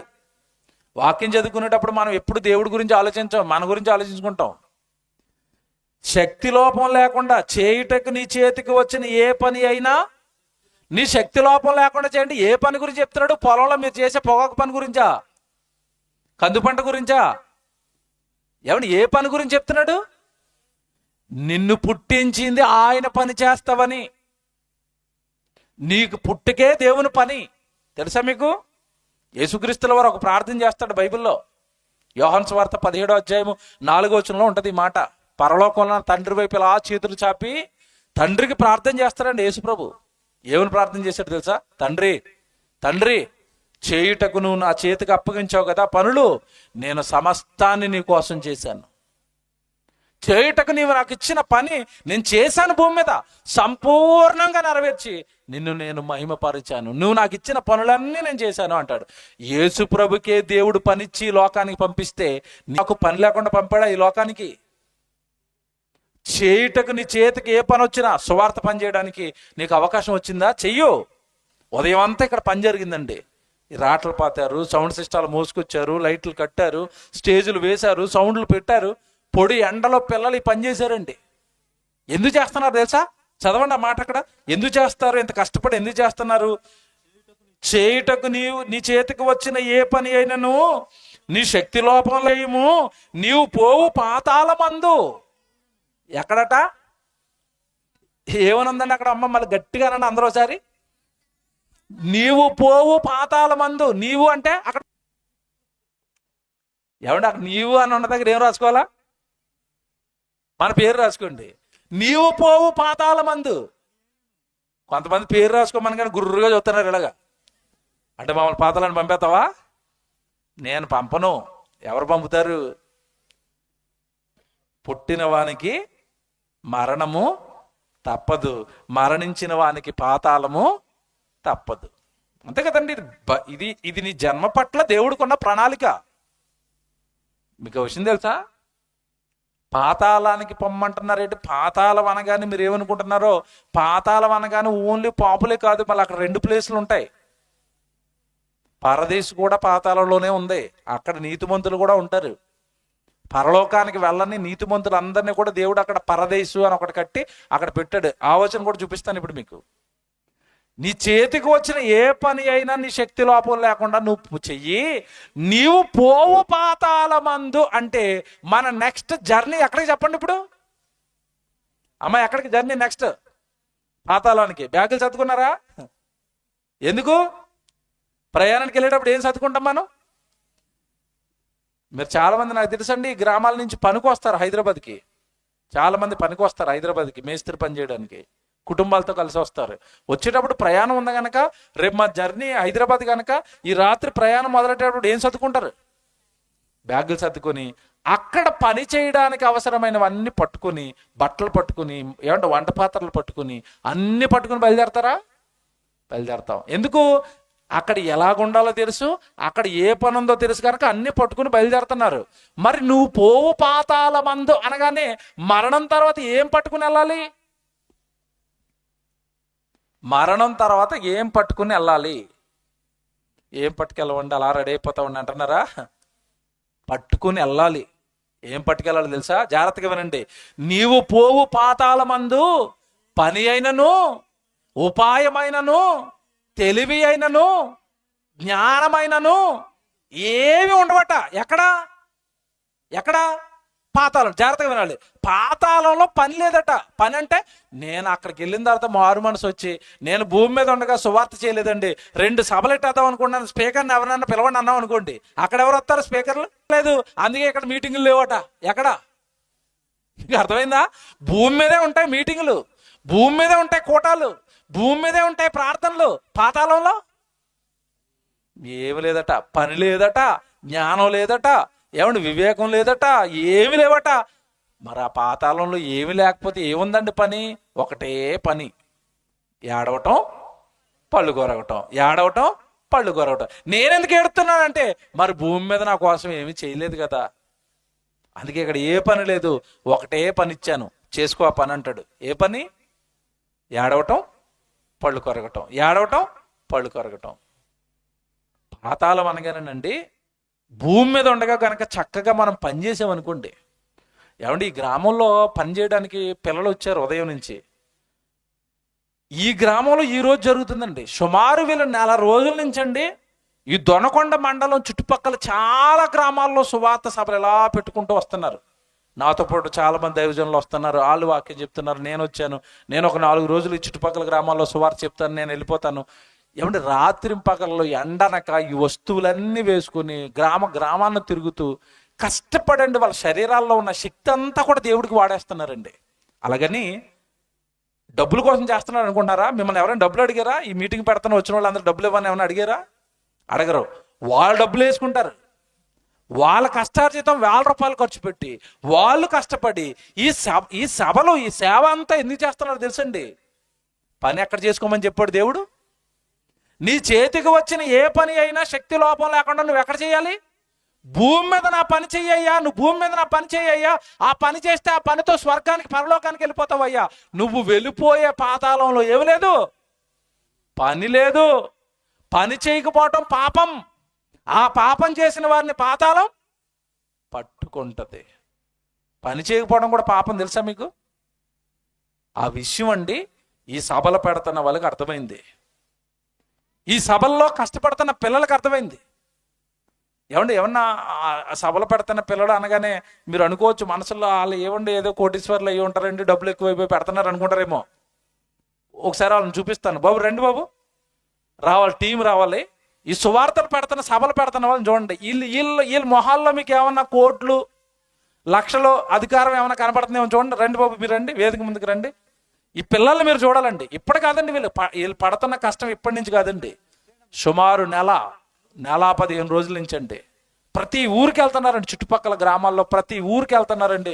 ప్రతి ఊర్లోనే అక్కడ సంఘస్థులను, అక్కడ ఉన్న సేవకులను, పాస్టర్ గారిని అడుగుతున్నారండి. అయ్యా మా డబ్బులు వేసుకుని మీ ఊరికి వస్తామయ్యా, సభ పెడతామయ్యా, 1 గంట సేపు వాక్యం చెప్తామయ్యా, వెళ్ళిపోతామయ్యా, అవకాశం ఇవ్వండి. మీ గ్రామంలో ఉన్న ప్రజలకి వాక్యం చెప్పడానికి అవకాశం ఇవ్వండి అని ఈ దొనకొండ మండలంలో ఉన్న గ్రామాలన్నీ తిరుగుతున్నారండి. అయ్యా అవకాశం ఇవ్వండి, అయ్యా అవకాశం ఇవ్వండి, వాక్యం చెప్తాం వెళ్ళిపోతాం, వాక్యం చెప్తాం వెళ్ళిపోతాం. మాకు దేవుడిచ్చిన భాగ్యం, చక్కగా వాక్యం చెప్పడానికి అవసరమైన ఎక్విప్మెంట్ అంతా ₹1000 ఖర్చు పెట్టి మేము కొనుక్కున్నాము. మా వస్తువులన్నీ పట్టుకొస్తాం, మేమే ఖర్చు పెట్టుకుంటాం, మేము మా డీజిల్లో మేము వేసుకుంటాం బండుల్లో, ఆ వస్తువులన్నీ పట్టుకొస్తాం. ఊరి ప్రజలు అక్కడ కూర్చోబెట్టండి చాలు, వాక్యం చెప్పిస్తాం, వాక్యం చెబుతాం, వెళ్ళిపోతాం అయ్యా. ఇక చూడండి, ఏమండి ఏ మొహం చూసినా కోటీశ్వరుడు ఏమైనా కనపడుతున్నాడా? మీలా పని చేసుకునే వాళ్ళేనా? మీలా కష్టపడే వాళ్ళనా? పనులు వదిలేశారండి, వాళ్ళు డబ్బులు వేసుకుంటున్నారండి. వేదిక మీద ఉన్న ఇంకో దైవజనులు వీళ్ళు కొంచెం సపోర్ట్ చేస్తున్నారండి. తమ్ముడు నాజర్ బాబు ముందు మాట్లాడాడు కదా, ఆయన కష్టార్జితం వేసుకుంటున్నట్టు. చాలా మంది వేదిక మీద ఉన్న వాళ్ళు, ఆ వేదిక దగ్గర ఉన్న వాళ్ళు వాళ్ళకున్న వస్తువులు ఇచ్చి కొంచెం సపోర్ట్ చేస్తున్నారు, మంచి పని చేస్తున్నారు కదయ్యా. నా సౌండ్ బాక్సులు ఇస్తానని పాట పాడారు ఆయన, కిరణ్ గారు. ఆయన సౌండ్ సిస్టమ్ ఇచ్చాడు, పెట్టండి అయ్యా మీరు సువార్త చేస్తున్నారు కదా, నా సౌండ్ బాక్సులు ఇస్తారు. ఇగో వీళ్ళండి, రాత్రి అనక పగలనక మీరు హాయిగా వాక్యం వినేస్తారు. ఒక అరగంట వాక్యం చెప్పారంటే తిట్టుకునే వాళ్ళు కూడా ఉంటారు మీలో, నిద్రపోయిందని అరగంట. ఏమన్నా వాక్యం వినేసి హాయిగా నిద్ర పడుకుంటారండి మీరు. తర్వాత వీళ్ళందరూ ఏం చేస్తారో తెలుసండి, ఇగో ఇవన్నీ మళ్ళీ పీక్కోవటం, ఇవన్నీ అక్కడెక్కడ సర్దుకోవటం, వ్యాన్ వస్తుంది వ్యాన్లో వేసుకోవటం, మరలా ఇవన్నీ పట్టుకెళ్ళి ఇంటికి చేర్చుకునేసరికి రాత్రి 2-3 అవుతుందండి. ఆ టైంలో పడుకుంటారు. తెల్లవారు మళ్ళీ 10 గంటలు లేచిపోయి మళ్ళీ రేపు వేరే ఊర్లో మీటింగ్ ఉంది, ఆ వస్తువులన్నీ అక్కడ పట్టుకెళ్తారు. ఇగో ఇలా మళ్ళీ పాతుకోవటం, వేయటం. ఏమండి ఎంతటి కష్టం అండి ఇది, మీరు ఆలోచించండి ఎంత కష్టం అండి. ఒకరోజు చేస్తారు ఎవరైనా, 2 రోజులు చేస్తారు, నెలల తరబడి ఇలా దేవుడి కోసం తిరుగుతారండి. కుటుంబాలను విడిచిపెట్టి పనులు విడిచిపెట్టుకుని తిరుగుతారా? ఎందుకు తిరుగుతున్నారు తెలుసా? వీళ్ళకి ఒకటి అర్థమైంది, భూమి మీద దేవుడు పని చేస్తేనే దేవుడు మనకేమిస్తాడు? జీతంగా పరలోకం ఇస్తాడు. ఈ క్రియలు పట్టుకుని వెళ్ళాలి దేవుడి దగ్గరికి. బాగా వినండి, నీవు పోవు పాతాల మందు పని లేదు ఏమీ లేదు. మరి పని చేస్తే ఎక్కడ చేయాలి? భూమి మీద చేయాలి. ఎందుకో తెలుసా? వెళ్ళండి ఆయన. ఎందుకు చేయాలి తెలుసా అండి పని? ప్రకటన గ్రంథం తీయండి. మరణం తర్వాత నీ డబ్బు నీ వెనకాల రాదు, మరణం తర్వాత నీ ఆస్తి రాదు, నీ ఉద్యోగం రాదు, నీ వ్యాపారం రాదు, నీకున్న ఫ్రెండ్స్ రారు, నీకున్న బంధువులు రారు, నీకున్న అధికారం రాదు, నీకున్న పేరేదో లోకంలో మనుషుల దగ్గర పేర్లు సంపాదిస్తున్నావు కదా, అవేవి నీతో రావు. నీ వెనకాల వచ్చేవి ఏంటో చూపిస్తాను. ప్రకటన గ్రంథం తీయండి అందరూ. ప్రకటన గ్రంథం అందరు తీసుకోండి జాగ్రత్తగా. 14వ అధ్యాయానికి రండి. 14వ అధ్యాయము 13వ వచనం చదువుతాం. ప్రకటన గ్రంథం 14వ అధ్యాయము ఏమంటే 13వ వచనం చూడండి. 13వ వచనం, అంతటా ఇప్పటి నుండి ప్రభువునందు మృతులు ధన్యులని వ్రాయమని పరలోకము నుండి ఒక స్వరము చెప్పగా. ఏమండి ఎలా చనిపోవాలటంటే, మన చావు ఎలా రావాలట? ప్రభువునందు మృతులందాలి, ప్రభు పని చేస్తూ మృతులందాలి, ప్రభు సేవలో మనకి మరణం రావాలి, ప్రభు సేవకు సహకారులుగా మన జీవితం భూమి మీద అంతమైపోవాలి. ఇప్పటి నుండి ప్రభువునందు మృతులు ధన్యులని వ్రాయమని పరలోకము నుండి ఒక స్వరము చెప్పగా వింటిని. నిజమే, వారు తమ ప్రయాసములు మాని భూమి మీద ఆ ఊరనక ఈ ఊరనక, ఆ పల్లెనక ఈ పల్లెనక, ఆ పట్టణం అనక ఈ పట్టణం అనక, దేవుడు వస్తువులు వేసుకుని ఎండనక వాననక రాత్రింపగలు నా సువార్త కోసం కష్టపడ్డారు కదయ్యా. వాక్యం చెప్పడానికి ఆ పల్లెనక ఈ పల్లెనక తిరిగారు కదయ్యా. కుటుంబాలను విడిచిపెట్టి ₹1000 వాళ్ళ కష్టార్జితం అండి. కుటుంబానికి పెట్టుకోవచ్చు, కుటుంబంలో వస్తువులు కొనుక్కోవచ్చు, భార్య బిడ్డలకి ఏదైనా బంగారం కొనుక్కోవచ్చు. అలాగా ఆశలన్నీ చంపుకొని ఈ లోకంలో మాకేమొద్దు, దేవుడి కోసం ఏదో చెయ్యాలి అని వాళ్ళ ₹1000 కష్టాన్ని ప్రభు సేవకు ఖర్చు పెట్టారు కదయ్యా. వారు తమ ప్రయాసములు మాని విశ్రాంతి పొందుదురు, వారి క్రియలు వారి వెంట పోవునని. బాబా చివరికి వెంట వెళ్ళేవేవట? ఏమండి ఏమనుందమ్మా అక్కడ? వారి క్రియలు వారి వెంట పోవును అంటే నీ వెనకాల వచ్చేవి ఏవి చెప్పండి ఇప్పుడు? ఏవి పనులు? ఏ పనులు? పొలంలో కలుపు తీసానంటవా? ఆ పని రాదు నీతో, ఆ పని నీ కోసం నువ్వు చేసుకున్నావు. ఆ కలుపు తీయగానే కష్టార్జితం వచ్చింది చూసారు, ఒక ₹1000. అది పట్టుకెళ్ళి సువార్త సభకి ఇచ్చావా, ఇది వస్తుంది మళ్ళా. ఆ రోజంతా కుమార్తె పొలంలో నా కోసం కష్టపడి ఆ కష్టపడిన సంపాదన అంతా పట్టుకొచ్చి నా సువార్త చెప్పించింది. ఆ రోజంతా కుమార్తె నా కోసం కష్టపడింది. ఆ కష్టం వస్తుంది నీతో పాటు. ఎవరి కోసం బ్రతుకుతున్నావు? ఎవరిచ్చారు జన్మ? మరణం తర్వాత ఉన్న ప్రపంచం మర్చిపోయావేంటి? మరణం తర్వాత తీసుకువెళ్ళవలసిన పనులు మర్చిపోయావేంటి? మరో ఊరికి వెళ్తారు అనేసరికి సర్దుకుంటావు కదా లగేజ్లు. చచ్చిపోయిన తర్వాత మరో లోకం ఉంది, చచ్చిపోయిన తర్వాత మరో జీవితం ఉందని దేవుడు బైబిల్లో రాయించిన తర్వాత క్రియలతో నువ్వు ఎందుకు సర్దుకోవటం లేదు? క్రియలను ఎందుకు సిద్ధం చేసుకోవటం లేదు? ఈ క్రియలు పట్టుకుని నేను దేవుడి ముందు నిలబడాలి అన్న ఆలోచన నీకు ఎందుకు రావటం లేదు? అంటే దేవుడు అర్థం అవ్వలేదా సరిగా? దేవుడి జన్మ ఎందుకు ఇచ్చాడో అర్థం కాలేదా? ఈ జన్మ నుండి దేవుడు ఏం కోరుకుంటున్నాడు అర్థం కాలేదా? మరణం తర్వాత మరో జీవితం ఉంది. కళ్ళకు కట్టినట్టుగా యేసుక్రీస్తుల వారు ఆ జీవితాన్ని మనకు చూపించాడా?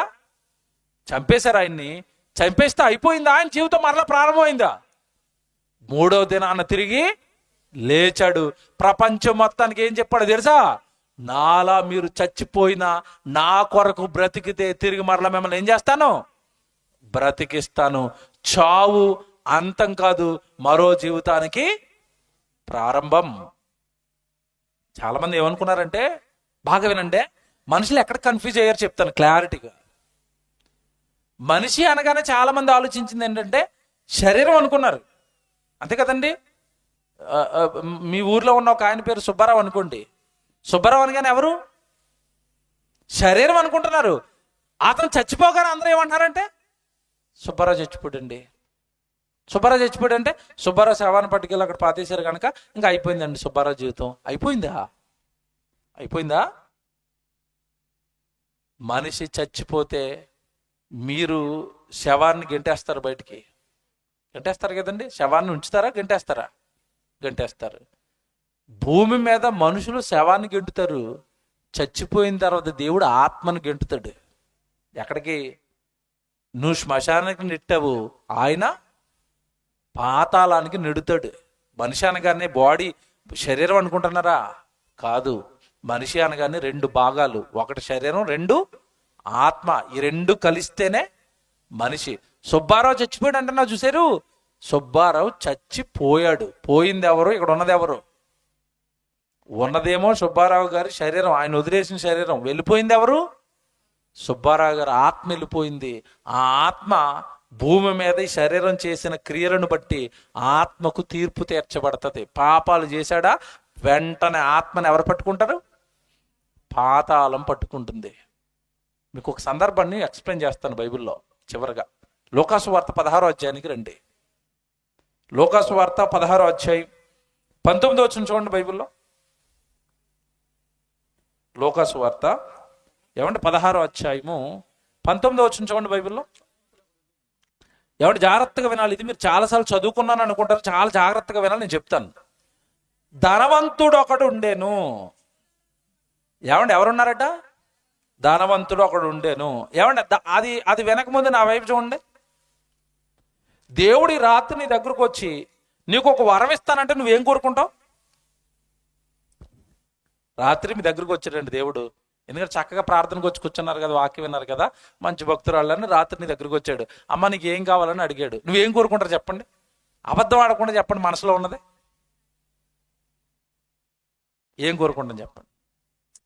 ఈ పేదరికం కష్టాలు పడలేకపోతున్నాను తండ్రి, కనుక కొంచెం నువ్వు ఏదైనా దయచేసి మమ్మల్ని ఊర్లో ఉన్న ఏదో ఒక ధనవంతుడిలాగా మార్చే.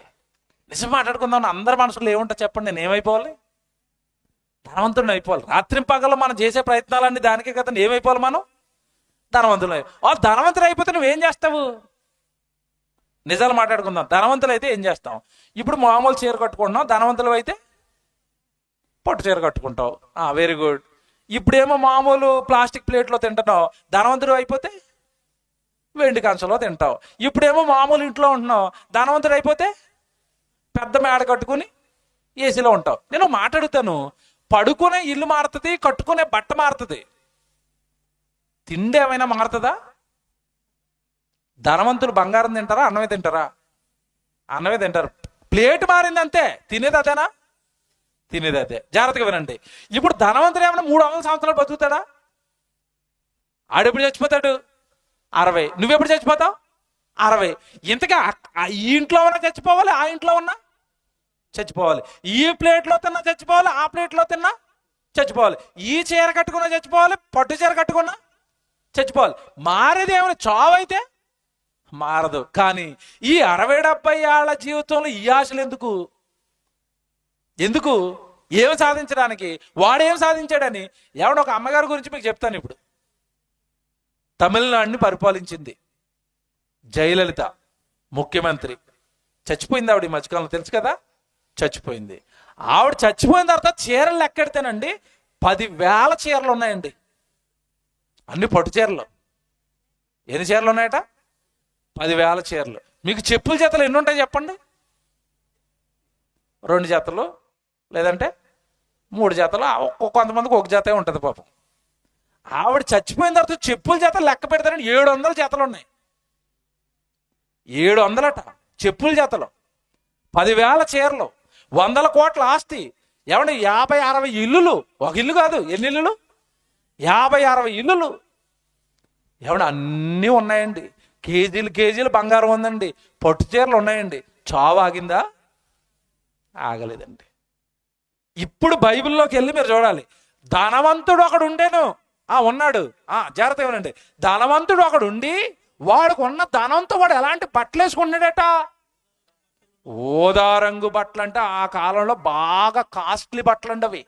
ఊదా రంగు అనేసరికి కాస్ట్లీ కలర్ అది.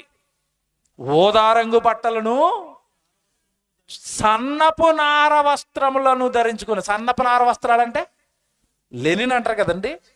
మనకున్న బట్టలు బాగా కాస్ట్లీ బట్ట అదే లెనిన్ క్లాత్ అంటారు దాన్ని. ఒంటి మీద వేసుకుంటే చల్లగా ఉంటుందండి. కాస్ట్లీ బాగా, అది ఎక్కువ రేట్ అది. ఇప్పుడు ఈ ధనవంతుడు తనకున్న ధనంతో ఊదా రంగు బట్టలు వేసుకుంటున్నాడట. నెక్స్ట్ సన్నపు నార వస్త్రాలు వేసుకున్నాడట. ఎవడో మాట్లాడుతాను, ఏ బట్టలు వేసుకుంటున్నాడో కూడా చూస్తున్నాడు దేవుడు. చూస్తాడా? కలర్ కూడా చూసాడా? చూసాడు. అంటే మీరు ఏ కలర్ వేసుకున్నారు దేవుడికి తెలుసా? ఇప్పుడు ఏ కలర్ చెప్పండి? ఇది ఎల్లో కలర్. పలానా డేట్లో నువ్వు పశువు కలర్ కోట్ వేసావురా, చూస్తున్నాడా? చూస్తాడు. ఏ బట్టలు వేసావు చూస్తున్నాడా? చూస్తాడు. జాగ్రత్తగా వినాలి. బట్టలే చూస్తున్నాడంటే బ్రతుకుని చూస్తాడా? చూస్తాడా? నువ్వు ఎక్కడ ఏ బారుల్లో మందు కొట్టావో నాకు తెలుసురా. ఎంతమంది ఆడపిల్లల్ని పాడు చేసావో నాకు తెలుసురా. ఎంతమంది కుటుంబాలను కూల్చావో నాకు తెలుసురా. ఎన్ని ప్యాకెట్లు గుట్కా తినేసావో నాకు తెలుసురా. ఎన్ని బాటిల్ మందు తాగేసావో నాకు తెలుసురా. ఎన్ని చోట్ల అల్లరితో కూడిన ఆటపాటలు పాడావో నాకు తెలుసురా. బట్టలనే చూసిన దేవుడు బ్రతుకుని చూడ్డా? బట్టలనే చూస్తున్న దేవుడు నువ్వేం మాట్లాడుతున్నావో మాటలు విండా? నువ్వు ఎలాంటి కార్యక్రమాలు చేస్తున్నావో వినటం లేదా? చూడటం లేదా? అవన్నీ స్టోరేజ్ చేయటం లేదా? ఏమంటే ఇతను ఎవరనుకుంటున్నారు? ఇక్కడ చదువుతున్న వ్యక్తి మోషే గారి కాలంలో ఉన్న ఒక ధనవంతుడు అండి. అతను మోషే గారి కాలంలో ఉన్న ఒక ధనవంతుడు. ఇంతకీ మోషే గారు ఎప్పటి వాడంటే క్రీస్తుకు పూర్వం 1500 సంవత్సరాల క్రితం వాడు. 1500 సంవత్సరాల క్రితం బ్రతికిన ఒక వ్యక్తి గురించి యేసుక్రీస్తుల వారు బ్రతుకున్న కాలంలో చెప్తున్నాడు. మోషే గారి కాలంలో ఒక ధనవంతుడు ఉండేవాడు నాయన, వాడు ఏ కలర్ డ్రెస్ వేసాడో తెలుసా అన్నాడు. అంటే ఆడు వేసుకున్న బట్టలు ఎంతకాలం గుర్తుపెట్టుకున్నాడు ఈయన? 1500 సంవత్సరాలు గుర్తుపెట్టుకున్నాడట. చివరి సోమవారం మీరు ఏ చీర కట్టుకున్నారు చెప్పండి? గుర్తుండదు మనకి?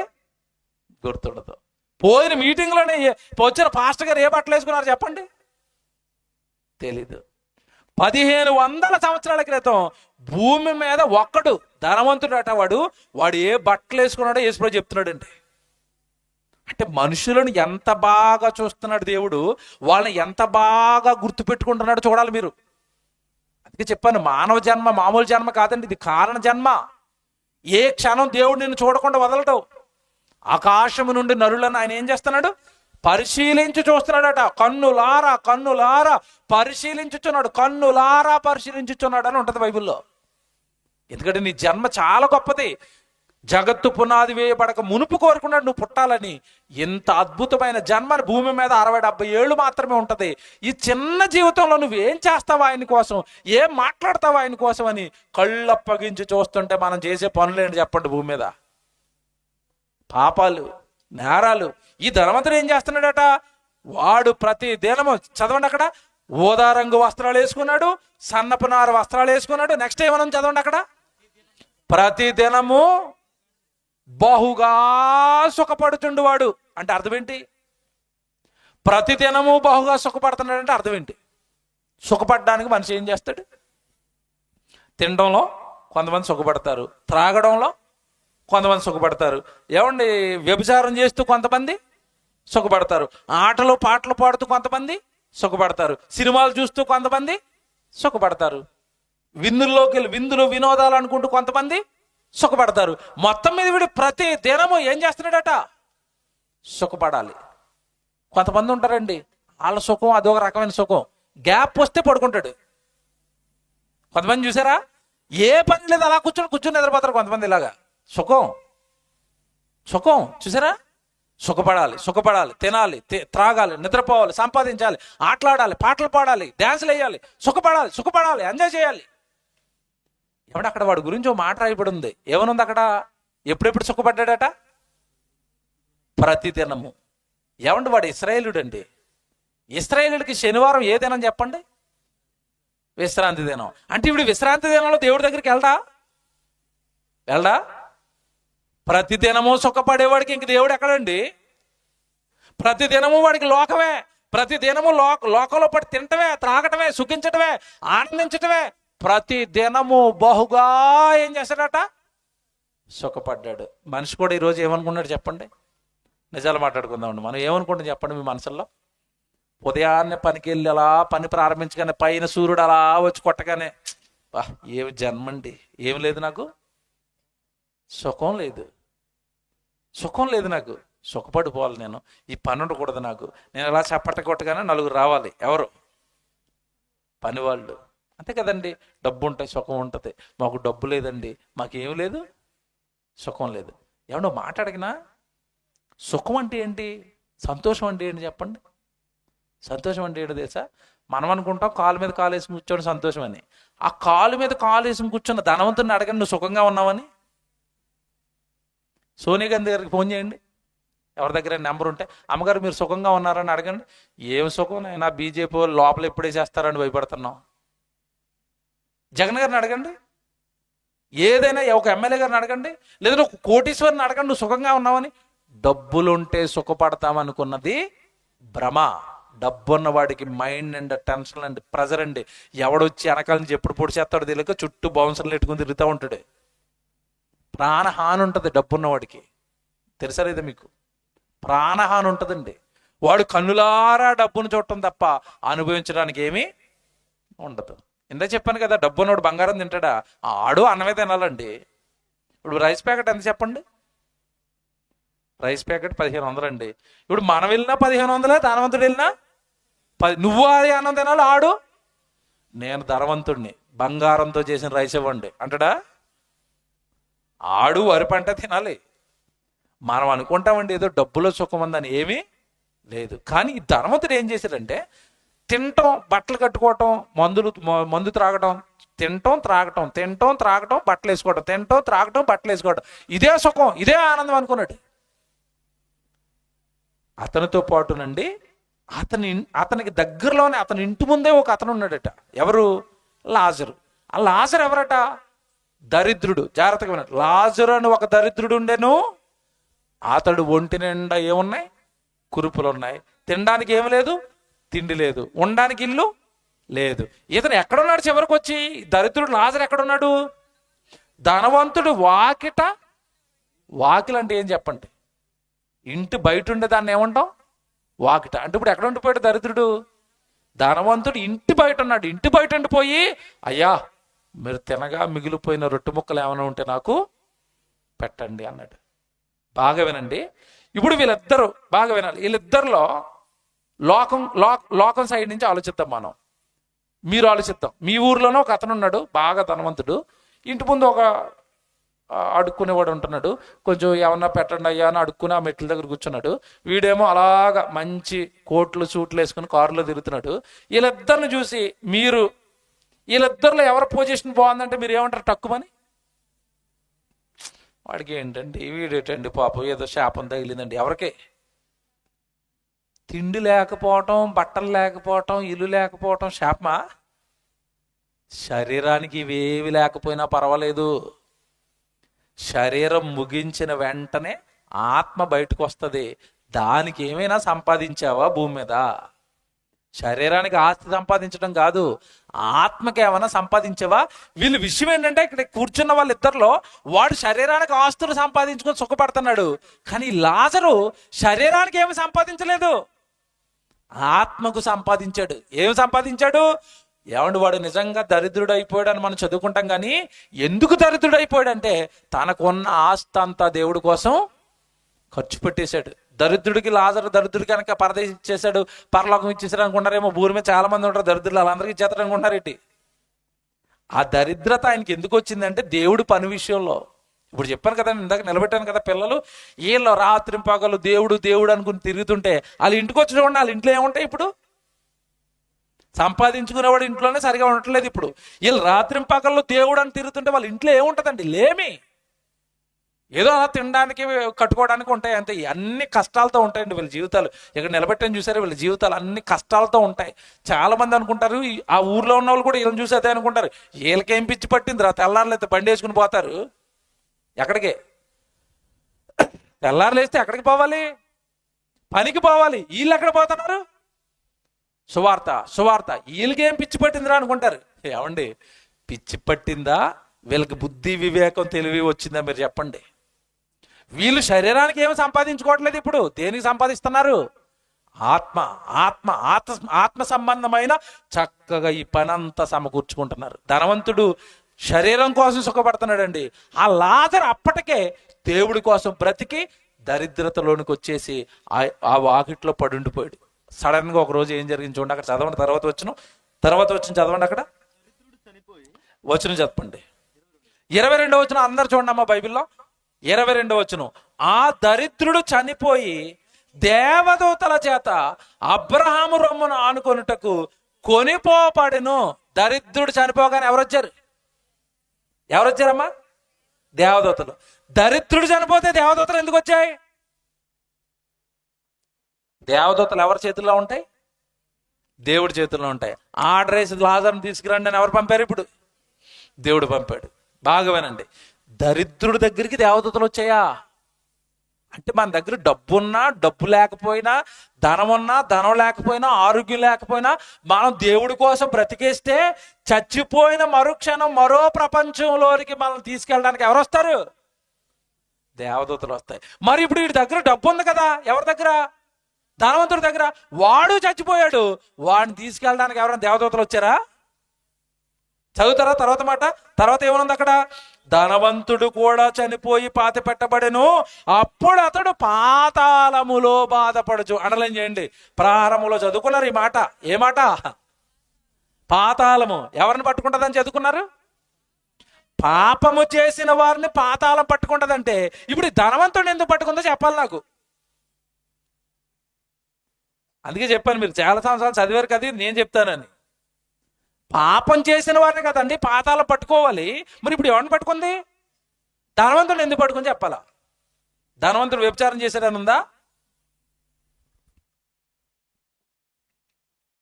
వ్యభిచారం చేశాడని ఉందా? దొంగతనం చేశాడని ఉందా? ఏమీ లేదు. ఏం చేశాడు? వాడు చేసిన నేరం ఏంటి చెప్పండి. మీకు ఏం అర్థమని చెప్పండి అమ్మా. ధనవంతుడు నరకానికి ఎందుకు వెళ్ళాడు? వాడు చేసిన నేరం ఏంటో చెప్పాలి నాకు. కేసు ఏంటి? ఇప్పుడు పోలీసులు వచ్చి ఈయన పట్టుకుపోతున్నారు అనుకోండి, ఈయన ఏమడుగుతారు అప్పుడు? సార్ కేసు ఏంటండి అంటారు. నువ్వు పలానా చోట దొంగతనం చేసావు కదా, ఆ కేసు మీద నేను తీసుకెళ్తున్నావు. రైట్, కేసు ఉంది. మరి ఇప్పుడు ఈ ధనవంతుడు పాతాళంలో పడిపోవడానికి కేసు ఏంటి? ఏమండి కేసు ఏముంది? పైన ఏం చదువుకున్నారు మీరు? ప్రతిరోజు ఏం చేశాడట? గట్టిగానమ్మా, ప్రతిదినం ఏం చేశాడు? సుఖపడ్డాడు. సుఖపట్టమే కేసు. ఎలాగుంది ఇది? ఏడు సుఖపట్టం కేసా? కేసే. ఏసీ రూమ్లో హాయిగా పడుకుంటాను అన్నాం అనుకోండి, కేసే. ఇక్కడ ఈరోజు ఎండలో పడి పని చేస్తున్న మీలో చాలా మంది చూసుంటారు. పని చేస్తున్నప్పుడు వచ్చి ఎవరైనా పలుగు పట్టుకున్నారు అనుకోండి, బతికిపోయారు మీరు. ఇక్కడ పని చేస్తున్నా సరే అలా చూసుకుంటే టీవీ పెట్టుకుని చూస్తున్నారు అనుకోండి, ఇలాగా ఏమి సుఖంరా నాయన నీకు అంటాడు. నా పని జరుగుతున్నా సరే వచ్చి పని చేయవా? నా కోసం బ్రతకవా? తింటావా? త్రాగుతావా? సుఖపడతావా? డబ్బు సంపాదించుకుంటావా? అందుకా నిన్ను పుట్టించింది, అందుకా నీకు జన్మించింది, అందుకా నీకు జీవితం ఇచ్చింది. నా కోసం బ్రతుకుతావని, నా పని చేస్తావని, నా గురించి చెబుతావని, నీకున్నదంతా నా కోసం ఖర్చు పెట్టి పరలోకానికి సిద్ధపడతావని ఆ బ్రతుకునిస్తే, తిని త్రాగి సుఖించి చచ్చిపోతే చచ్చిపోయిన మరుక్షణం నువ్వు ఏ ప్రపంచంలోనికి వెడతావు అంటే పాతాళము. ఆ పాతాళంలో ధనవంతుడు ఏం చేస్తున్నాడని చదువుకున్నారు అక్కడ. చదవండి ఆ వచనం మళ్ళా. పాతాళంలో ధనవంతుడు ఏం చేస్తున్నాడట? అప్పుడు అతడు పాతాళములో, అంటే మరణం మరుక్షణం దేంట్లోకి వెళ్తాం మనం? బాధలోనికి వెళ్ళిపోతాం. పాట ఏమి రాశాడు? చస్తే ఏ గోల లేదా, బాధ ఉందా? అప్పుడు అతడు పాతాళములో బాధపడిన తర్వాత బోధ వస్తుంది. అంతేనా? పెద్దలు చెప్తారు, బాధ కలిగితే ఏమవుతుందట? బోధ. ఇడికి వచ్చిందా? వచ్చింది. లైట్లు వెలిగాయి. ఎక్కడికి వెళ్ళిన తర్వాత? పాతాళంలోకి వెళ్ళిన తర్వాత బోధ అర్థమై లైట్లు వెలిగాయి. అమ్మ బాబోయ్, నేను పాతాళానికి వచ్చేసానేంటి, నేను కాలిపోతున్నానేంటి. మా ఇంటి ముందన్న లాజరేమో ఎదుర్కొండా ఉన్నాడు. ఎక్కడా? అబ్రహాము గారు రొమ్మును ఆనుకొని హాయిగా నీతిమంతులతో భక్తులతో దరిద్రుడు వెళ్ళిపోతే, ఈడు డబ్బు, తినటం, త్రాగటం, లోక పిచ్చిలో పడి చచ్చి నరకానికి పోయి కాలిపోతున్నాడు. దేవుడు ఎలాంటాడు తెలుసండి? ఒరే, మీరు భూమి మీద ఉండగా పక్కనే ఉన్నారు కదా, ఉన్నారా? ఈడేమో ఇంట్లో సోఫాలో పడుకున్నాడు. ఆయన ఎక్కడ పడుకున్నాడు? వాకిటి పడుకున్నాడు. ఆయన వచ్చి కుక్కలు కూడా నాకేసి అప్పుడప్పుడు చూస్తూ అలాగ ఉండిపోయాడండి. ఇక్కడ జాగ్రత్తగా వినాలి. వాడు బాధపడుతుంటే వీడు సుఖపడుతూ చూశాడు కదా. ఇప్పుడు జస్ట్ దేవుడు ఇలా రివర్స్ చేశాడు. ఏంటి రివర్స్? ధనవంతుడు బాధపడాలి, లాజరు సుఖపడాలి. అప్పుడు బాధపడుతున్న లాజర్ని చూశాడు, ఇప్పుడు సుఖపడుతున్న లాజర్ని చూస్తున్నాడు. నా బతుకేంటి బాబు ఇలాగైపోయిందంటే అబ్రహాం అంటున్నాడు 25వ వచనంలో. అబ్రహాం ఏమంటున్నాడు చూడండి, నేను ఎందుకు వచ్చేసాను ఈ పాతాళానికి, నాకేంటి వేదన, నాకేంటి బాధ అంటే, అందుకు అబ్రహాం అంటున్నాడు, కుమారుడా, నీవు నీ జీవిత కాలమందు నీకిష్టమైనట్టుగా సుఖాన్ని అనుభవించావు. అదే కేసు అన్నాడు. అంతే. కేసు ఏంటి బాబు అంటే? వ్యభిచారం అంటున్నాడా అబ్రహాం గారు? దొంగతనం అన్నాడా? ఏమంటే చాలా మంది మనలో కూడా ఏంటో తెలుసండి, ప్రభు దగ్గరికి వచ్చారు, 10 ఆజ్ఞలు తెలుసు. ఏంటది? వ్యభిచరించొద్దు, నరహత్య చేయొద్దు, దొంగతనం చేయొద్దు. చాలా మంది ఏమనుకుంటారు తెలుసా, నేను ఆజ్ఞలు పాటిస్తాను, నీతిమంతుడిని, బాప్తిసం తీసుకున్నప్పటి నుంచి నేను చాలా భక్తిగా ఉన్నాను, నేను చచ్చిపోతే పరలోకానికి వెళ్ళిపోతాను. వెళ్ళిపోతావా? నువ్వు చెయ్యొద్దు అన్నవి మానేసావు. ఏవి? వ్యభిచారం చేయొద్దు, దొంగతనం చేయొద్దు, నరహత్య చేయొద్దు, అబద్ధాలు ఆడొద్దు, మోసాలు చేయొద్దు, వద్దు అన్నవి మానేసావు. సర్వలోకానికి వెళ్ళి సర్వ సృష్టికి సువార్త ప్రకటించు. ఎక్కడికి వెళ్ళావు చెప్పు? బైబిల్ పెట్టుకుని ఎక్కడికైనా వెళ్ళావా? సర్వలోకానికి వద్దు. పక్కూరు దొనకొండకి వెళ్ళిన వాళ్ళు చేయొద్దండి, దర్శికి వెళ్ళిన వాళ్ళు చేయొద్దండి. వద్దు అన్నవి మానేసావు, చెయ్యి అన్నవి చేసావా? సువార్త చేసావా? నలుగురు ఆత్మలను ఏమైనా రక్షించావా? ఎవరినైనా సంఘాన్ని నడిపించావా? ఇలాంటి సువార్త సభలు ఏమైనా పెట్టావా? ఎవరికైనా వాక్యం చెప్పావా? నువ్వు బాగా ఆలోచించు. ఎవరికైనా రక్షణ భాగ్యాన్ని పట్టుకుని వెళ్ళావా? ఒరే, చచ్చిపోయిన తర్వాత మరో ప్రపంచం ఉంది, ఆత్మ నరకంలోకి వెళ్ళిపోతుంది, దేవుళ్ళలోనికి రాని నువ్వేమైనా నీ డబ్బులు ఖర్చు పెట్టో, నీ శరీరాన్ని ఖర్చు పెట్టో, నీ గొంతును ఖర్చు పెట్టో, నీ ఆయుష్ని ఖర్చు పెట్టో ఎవరికైనా సువార్తను వినిపించావా? వినిపించాం. ఎందుకు వినిపించావు తెలుసా? మనం నిజాలు మాట్లాడుకుంటే మనం కూడా లోకంలో సుఖపడడానికి అలవాటు పడ్డాం. మనకి టీవీలు, మనకి ఏమండి చక్కగా పొలాలు, మనకి ఇల్లులు, మనకి జల్సాలు, మనకి ఆటలు, మనకి పాటలు. నేను ఒక మాట చెప్పనా, మీరు సరి చేసుకుంటారని చెప్తున్నాను. బయట ఉన్న వాళ్ళు ఏదైనా ప్రోగ్రామ్ చేయాలనుకుంటున్నప్పుడు, ఒక బర్త్డే ఫంక్షన్ చేయాలన్నా, ఒక మెచ్యూర్ ఫంక్షన్ చేయాలన్నా వాళ్ళు డైరెక్ట్గా చేసుకుంటారు. చిందులేస్తారు, విందులేస్తారు, ఆటలేస్తారు, పాటలేస్తారు. మన వాళ్ళకి అది ఇష్టం. కాకపోతే మనం ఇప్పుడు ఎక్కడికి వెళ్తున్నాం? ప్రార్థనకి వెళ్తున్నాం. మరీ అల్లాగా వేస్తే బాగోదు కదా, చిన్న కవరింగ్ వేద్దాం. ఏంటి కవరింగ్? అయ్యగారు, మేము చేస్తున్నాం కానండి, అది మా కోసం కదండి, దేవుడి కోసం చేస్తున్నామండి. దేవుడి కోసం అని ఏం చేస్తారంటే, పాస్టర్ గారు ఉన్నంతసేపే ఆ కార్యక్రమం. ఏ కార్యక్రమం? ప్రార్థన. ఏమంటే చక్కగా ఏమంటే ఆ పాటలు అంతే. కొద్దిసేపుడికి అంటారు, అయ్యగారు భోజనం చేశారా? భోజనం చేశారు. అయితే వెళ్ళొస్తారా అయ్యగారు? వెళ్ళొస్తారు. అయ్యగారు అలాగే వెళ్తాడు అంతే. ఇలా స్టార్ట్ చేస్తారు. ఇక్కడ ఏటవి? డీజేలు. నీకు లేదు ఆ పిచ్చి, సుఖపడాలని, గెంతులు వేయాలని, ఆడాలని, పాడాలని నీకు లేదు. కాబట్టి చిన్నది అడ్డు పెట్టుకుని చేస్తున్నావు. నువ్వు ఏం అడ్డు పెట్టుకుంటున్నావు? ప్రార్థన. జాగ్రత్త మీ జీవితాలు, జాగ్రత్త మీ బ్రతుకులు. లోకంలో ఉన్నవాడు ఏదో చేస్తున్నాడని అదే నువ్వు చేస్తే నీకు వాడికి ఏమి తేడా? లోకాన్ని జయించాలి, లోకంలో ఉన్న వాటిని విడిచిపెట్టాలి. లోక ఆశల, డబ్బా, తినటమా, త్రాగటమా, గొప్పగా బ్రతకాలన్న డంబపు జీవితమా, ఇవన్నీ వదులుకొని నిన్ను నువ్వు తగ్గించుకుని ఉపేక్షించుకుని ప్రభు అయిన యేసుక్రీస్తుల వారిని వెంబడిస్తూ నీకున్న దాంట్లో ఆ సువార్తకు సహాయపడుతూ దేవుడి కోసం బ్రతకవలసిన నువ్వు ఈ లోక సంబంధమైన డంబపు కార్యక్రమాలలో, డంబపు జీవితంలో నువ్వెక్కడైనా ఇరుక్కుపోయేవేమో చూసుకో. ధనవంతుడు చేసింది అదే. ప్రతిదినం సుఖపడటం, ప్రతిదినం తినటం, త్రాగటం, లోకాన్ని అనుభవించడానికే పుట్టానన్నట్టుగా లోకం కోసం బ్రతికాడు. అబ్రహాం గారు అదే అంటున్నాడు, కుమారుడా నీవు నీ జీవితకాలమందు నీకిష్టమైనట్టుగా సుఖమును అనుభవించితివి. అంటే నీకిష్టమైనట్టుగా నువ్వు బ్రతకడానికి కాదు దేవుడు నీకు జన్మించింది, వాక్యానుసారం బ్రతకడానికి. వాక్యం ఆయన ఏది రాశాడో అది చేయడానికి. ఈ లోకాన్ని విడిచేయండి అన్నాడు, ఈ లోకానికి వేరైపోండి అన్నాడు. ఈ మూర్ఖులకి, ఈ తరం వారికి మీరు వేరై రక్షణ పొందండి అంటే నువ్వు వాళ్ళతో కలిసిపోయే పాపాలు చేస్తుంటే నీకు ఎక్కడ రక్షణ, నీకు ఎక్కడ పరలోకం? నిన్ను ఎందుకు చేర్చుకోవాలి దేవుడు? ఒక్కసారి ధనవంతుడిని పక్కన పెట్టి ఆలోచించు. మరో ప్రపంచం ఉంది, చచ్చిపోయిన తర్వాత పాతాళం పట్టుకుంటుందన్న భయం లేకుండా వాడు తన జీవితకాలం అంతా తన కోసమే బ్రతికాడు, సుఖించాడు, తిన్నాడు, తాగాడు. చచ్చిపోయి నేటికి 3500 సంవత్సరాల నుంచి కాలిపోతూ ఉన్నాడు ఆ మరో ప్రపంచంలోకి వెళ్ళి. 3500 సంవత్సరాలు, క్రీస్తుకు పూర్వం 1500 సంవత్సరాల క్రితం మోషే కాలం నాటివాడండి. ఎప్పటికీ వాడు అక్కడ కాలుతూనే ఉన్నాడు. పిల్లరా, జీవితం అనగానే ఇదే అని మాత్రం మోసపోకండి. ఇదే జీవితం అని మోసపోకండి. మరణం తర్వాత ఉంది అసలు జీవితం. ఇగో వాళ్ళిద్దరికి ప్రారంభమైంది. ఎలా ప్రారంభమైంది? ఏమన్నా అక్కడ ఆ వచనం చదువుతారండి మీరు. ధనవంతుడు చచ్చిపోయాడట, ఏమండి లాజరు చచ్చిపోయాడట. వాళ్ళిద్దరిని అప్పుడు ఏం చేశారట? పాతి పెట్టబడెను అనం చూసారా? అంటే దేన్ని పాతేశారు? శరీరాన్ని పాతేశారు. శరీరం అయితే భూమి మీదే ఉంది ధనవంతుడిది, లాజర్ శరీరము భూమి మీదే ఉంది. ఇంతకీ పాతాళానికి వెళ్ళినవేంటి? ఆత్మలు. లాజరు ఆత్మ వెళ్ళింది, ధనవంతుడి ఆత్మ వెళ్ళింది. అంటే ఇప్పుడు మరణం తర్వాత మరో ప్రపంచంలోనికి ప్రవేశించేది ఏది చెప్పండి? ఆత్మ. జాగ్రత్తగా వినండి.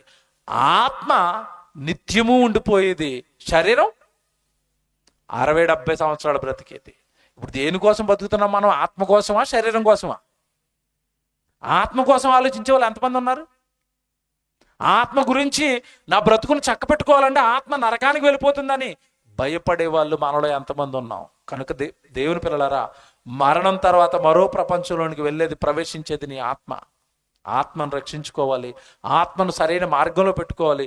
ఈ శరీరంతో పాపం చేయనివ్వకూడదు. ఈ శరీరం దేవుడికి దూరంగా నిన్ను లాక్కెళ్ళిపోవడానికి ఈ లోక ఆశల చుట్టూ శరీరం నిన్ను తిప్పుతుంది.